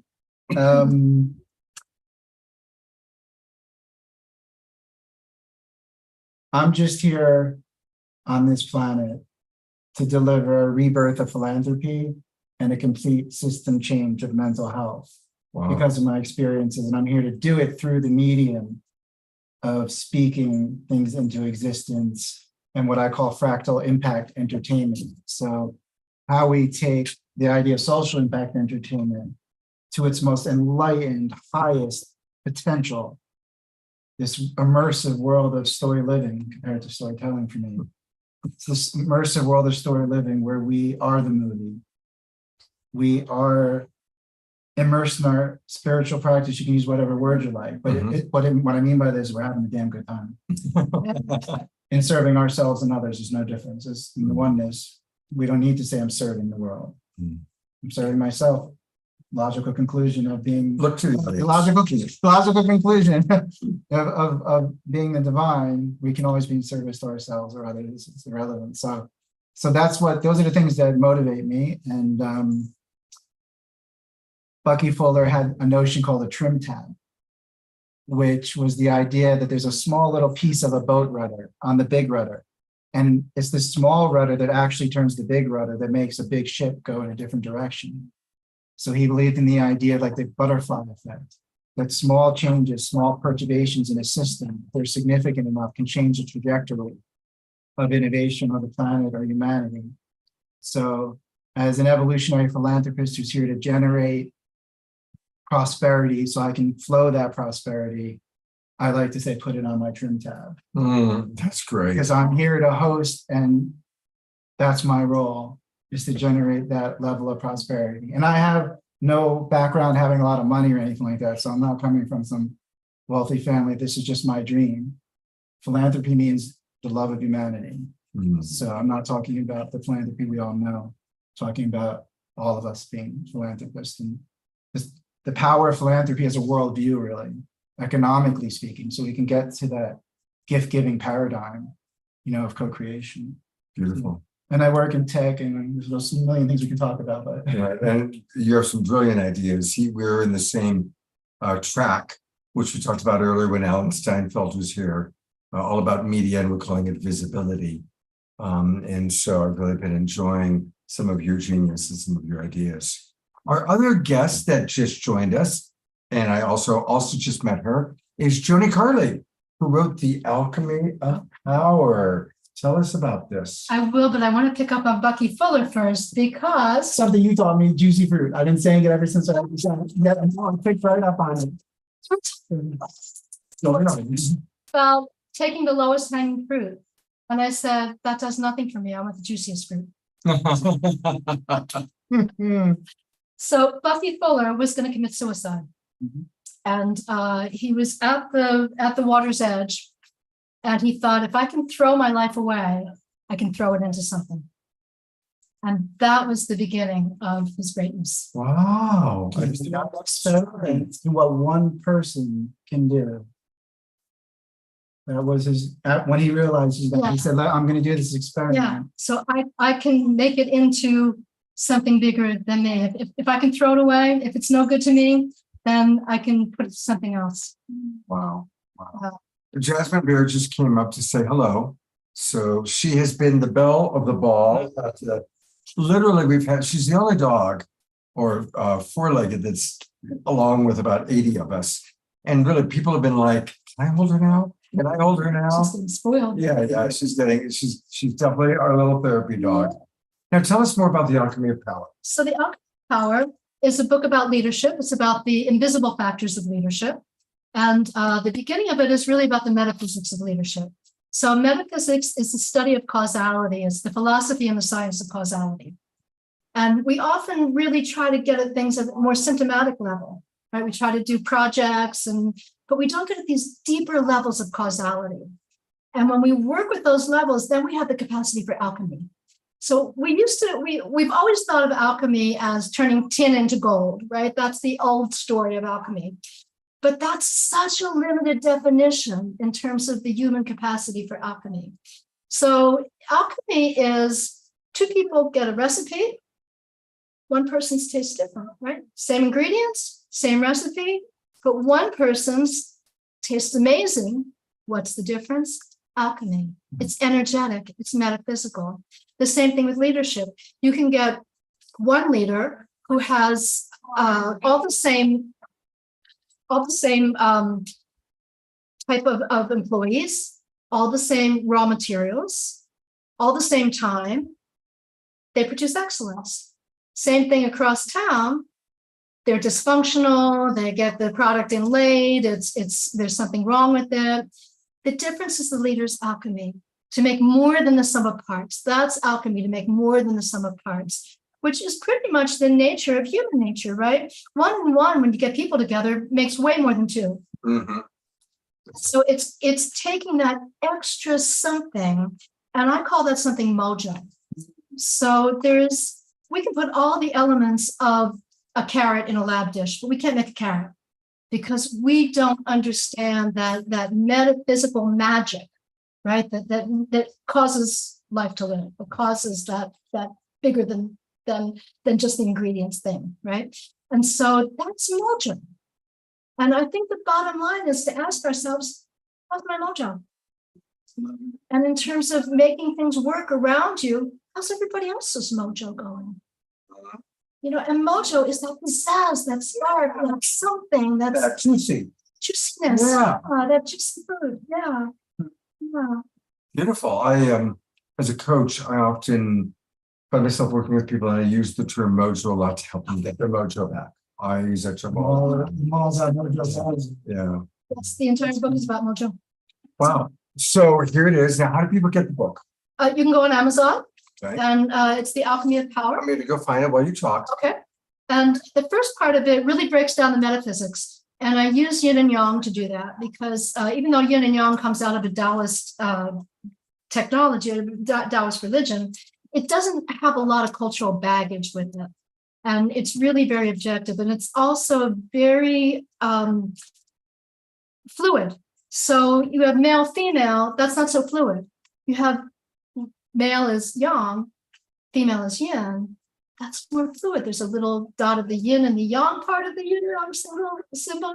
There's a little dot of the yang and the yin symbol. And so there's always a little of each in the other. And they're always turning one to the other. That's the Tao, right? It's always turning. And so it's working with that energy of the turning. And so you can capitalize on that if you get conscious of it. That's the whole thing, is consciousness. And that's what I'm doing at the United Nations. I work at the United Nations. And we're standing up for actually working with consciousness as causality. Wow. And saying, if we're going to accomplish the Sustainable Development Goals, we must locate a lot of the work in the domain of consciousness, because that's what's going to cause difference making. Thank you, Joni. Beautiful, right? Amen. So now to get Joni's book, and I'll put her bio in. She sent it to me earlier, so I'll put it in the chat box. But here it is, right on Amazon. I'm going to get a copy, so I'm right now going. I'm going to proceed to checkout. I'm going to buy your book. Thank you. Yeah. So again, it's called The Alchemy of Power. Come on, I'm trying to check out this. There is, we tend to think of power as power over, right? But power, energy, is what we have power with. So energy, again, that mojo. Power is the capacity to either cohere or disrupt. It's nothing more than that. Beautiful. But if you're not conscious of the mojo to begin with, how are you going to cohere or disrupt it? And if you aren't developing your own consciousness, to what end are you going to cohere or disrupt it? what are you going to cause out of doing that? Thank you. And so holding that higher consciousness around what you intend to cause, that's what we need right now, because it's time to be causal in where we're going as a society. So that's the first part of the book. The second part of the book is really what's on a leader's desk right now, or a potential leader's desk right now, or whatever you want to lead in your own life, applying it. The third part of the book is that we are in a new paradigm, and if leaders don't catch on to new ways of leading, they're going to find themselves irrelevant, because the world is really shifting, and it's calling for a new approach to how we do what we do. It's calling for us to go deeper, to be more causal, to be more conscious. And again, it comes down to consciousness. No matter what, it happens in consciousness before it happens in the world. Consciousness is causal. We're back to metaphysics, causality. And so if you work in the domain of consciousness, then you have capacity to be at cause. And that's what makes you happy. When you cause the best results. One of my favorite presenters who's been on the show many times is Reverend Michael Beckwith. He's a longtime friend.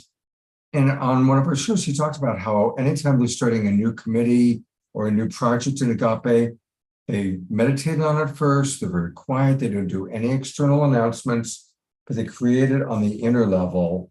And then once they feel it, then they start doing the physical actions. See, this gets overlooked. So often we jump to the project, we jump to the program, we jump to the action. The object as well. Yeah, Bringing the scientism and the materialism, it's we jump to the perception rather than the perceiving. That's right. We jump to these things and then we wonder why nothing's really changing, right? So if projects alone were enough, the world would already be there, because there are phenomenal projects. There are great things happening in the world. But we have to change consciousness. We have to change consciousness. And really, it's hard to do because we're so used to our metrics, how many mouths got fed. It's important to feed mouths. It's not that we need to talk about philanthropy. That's another whole soapbox. I ran a philanthropic foundation, and I've been on both sides of the check. Right? And most philanthropy is going into these projects that they're important, right? You want to feed kids. You want to put roofs on over people's heads. But if we don't fund the work in consciousness, if we don't flow the currency, if we don't juice, right, this other higher, if we don't pay people to meditate, I mean, that would change the world. Then you would need fewer projects to feed kids, because, that's what happens. It becomes more circular. It becomes less hierarchical. At the United Nations, there's a big motto, leave no one behind. But I'm standing up and saying, folks, who are we that there's such a thing as behind? Who are we that we allow that? And as long as the paradigm is set up that way, whoever we get out of the behind mode, somebody else is going to fill it, because it's wired that way. We've got to rewire into more circular, and there's great work. There's circular economy. There's great work being done on this. It just has to be instituted. But unfortunately, all the currency is flowing toward this old paradigm way, right? Because it feels good to put food in kids' mouths. So of course, and we need to do that. But that's, we've got to cohere at other levels. And that's really where we have to take these other levels of consciousness. And be big, bold, and bodacious. I have a whole chapter in that. Big, bold, and bodacious. Not that's the model I use, where preposterous is the realm of the impossible. That's what it means in my model. That's what it means. Well, you two sort that out. Just for going. I've been sitting here for 4 hours, and I'm hungry, and I want to see my friends. So I'm actually going to wrap us up. I do have. Can you show me a link of the movie we're making? Where would I find that? www. Second, let me go there. And while I'm doing it, introduce people. www.togetherland. Togetherland. Togetherland, just like Tomorrowland, but Togetherland.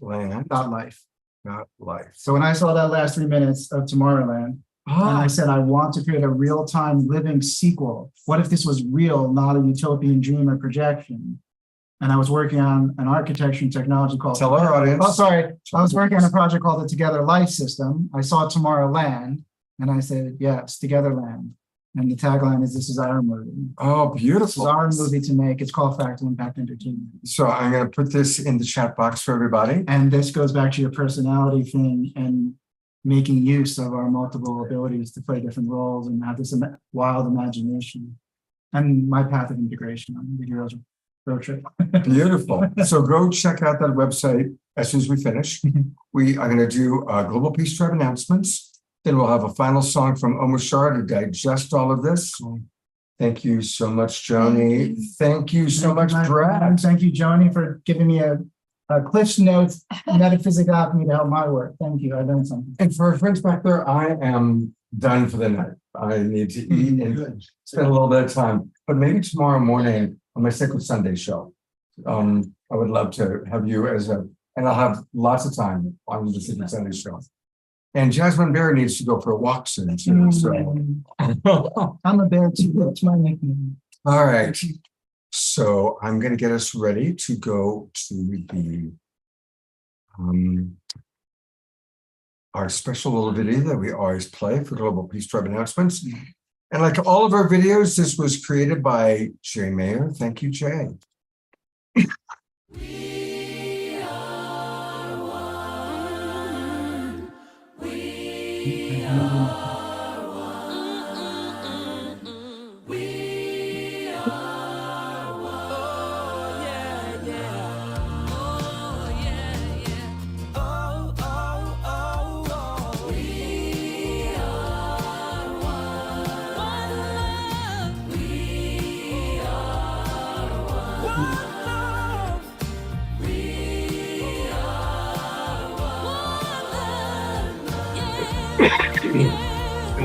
Well, thank you so much. It's begin tomorrow morning.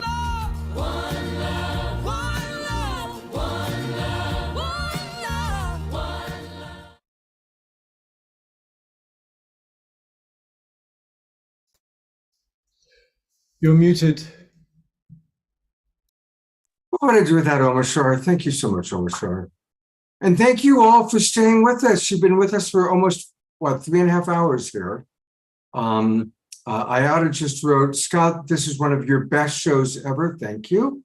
I'm so inspired. All the guests tonight affirmed what I've been feeling very strongly since the beginning of this year. Thank you. That was my goal, is I really wanted for all of you to get a real strong taste of something very magical is happening. You know, last weekend, we heard from the Twin Ray and all about the astrology of this time, what a magical time it is for transformation, and transformation is happening.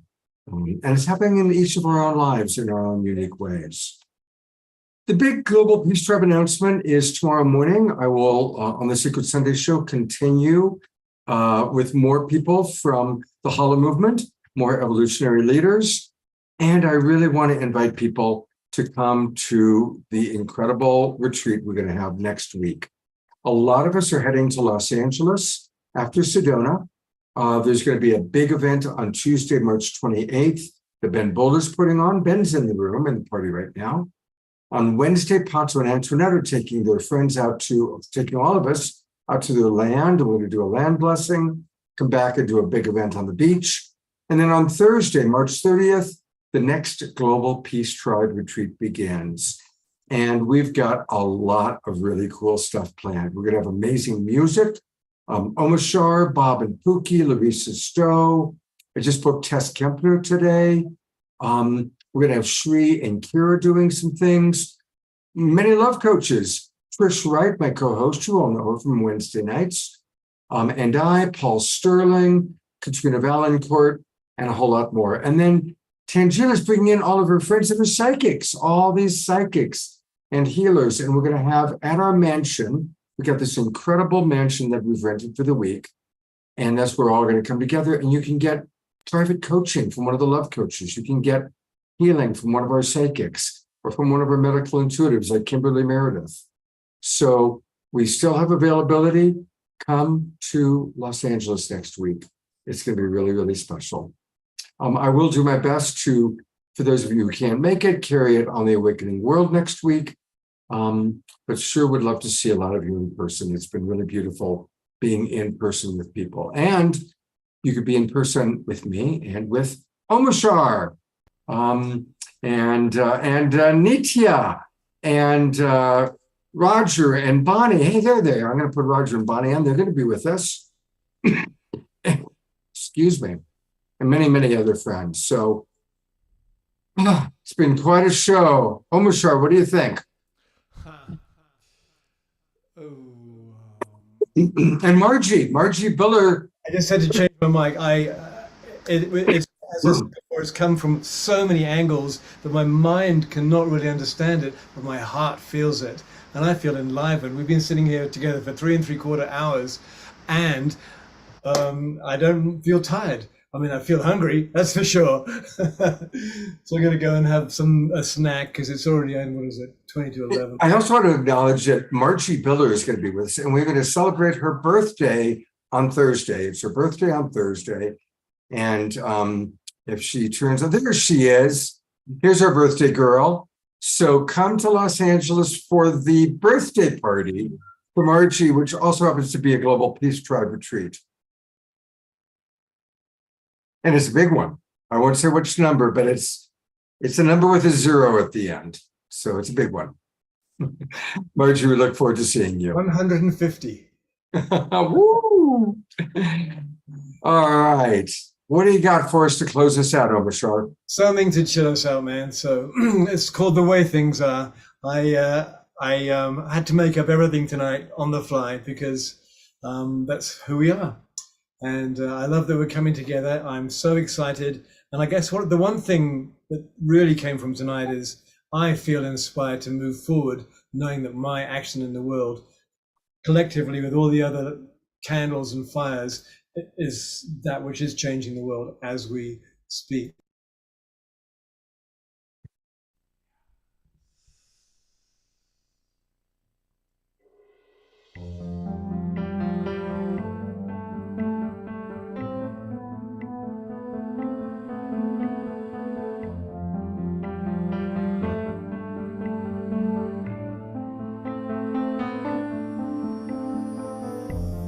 What do you see when you're alone?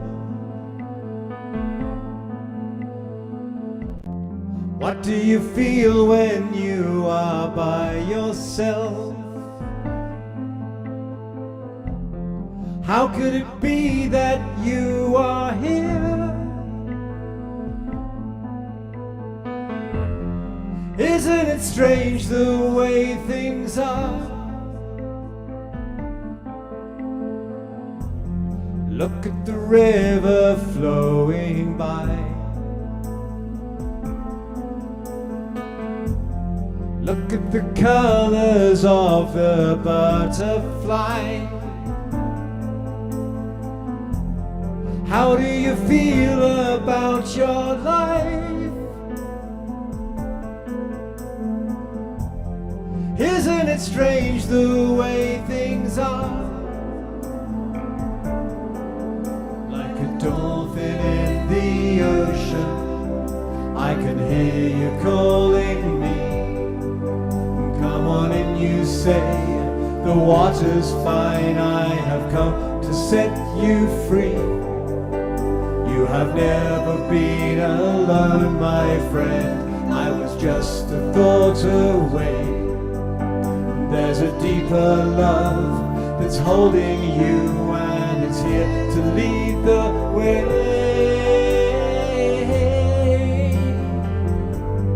La la lam da.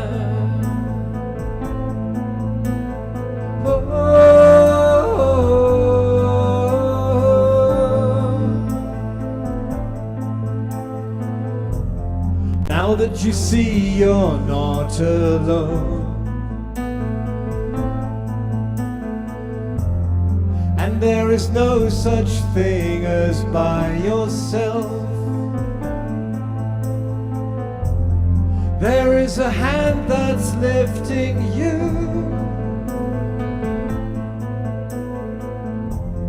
Into the presence of yourself. Life is a tale that never ends. There is a purpose to each heart that beats, and you are the river flowing by. You are the colors of the butterfly, like a dolphin in the ocean. I can hear you calling me. Come on and you say, the water's fine, I have come to set you free. You have never been alone, my friend, I was just a thought away. And there's a deeper love that's holding you, and it's here to lead the way.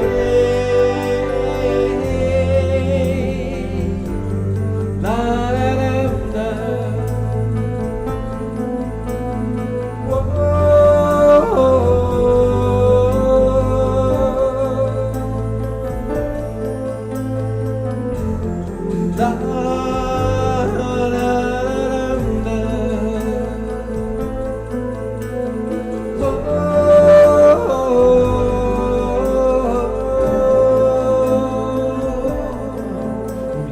Dolphin in the ocean, I can hear you calling me. Come on and you say, the water's fine, I have come to set you free. You have never been alone, my friend, I was just a thought away. And there's a deeper love that's holding you, and is here to lead the way. La, da, da, da.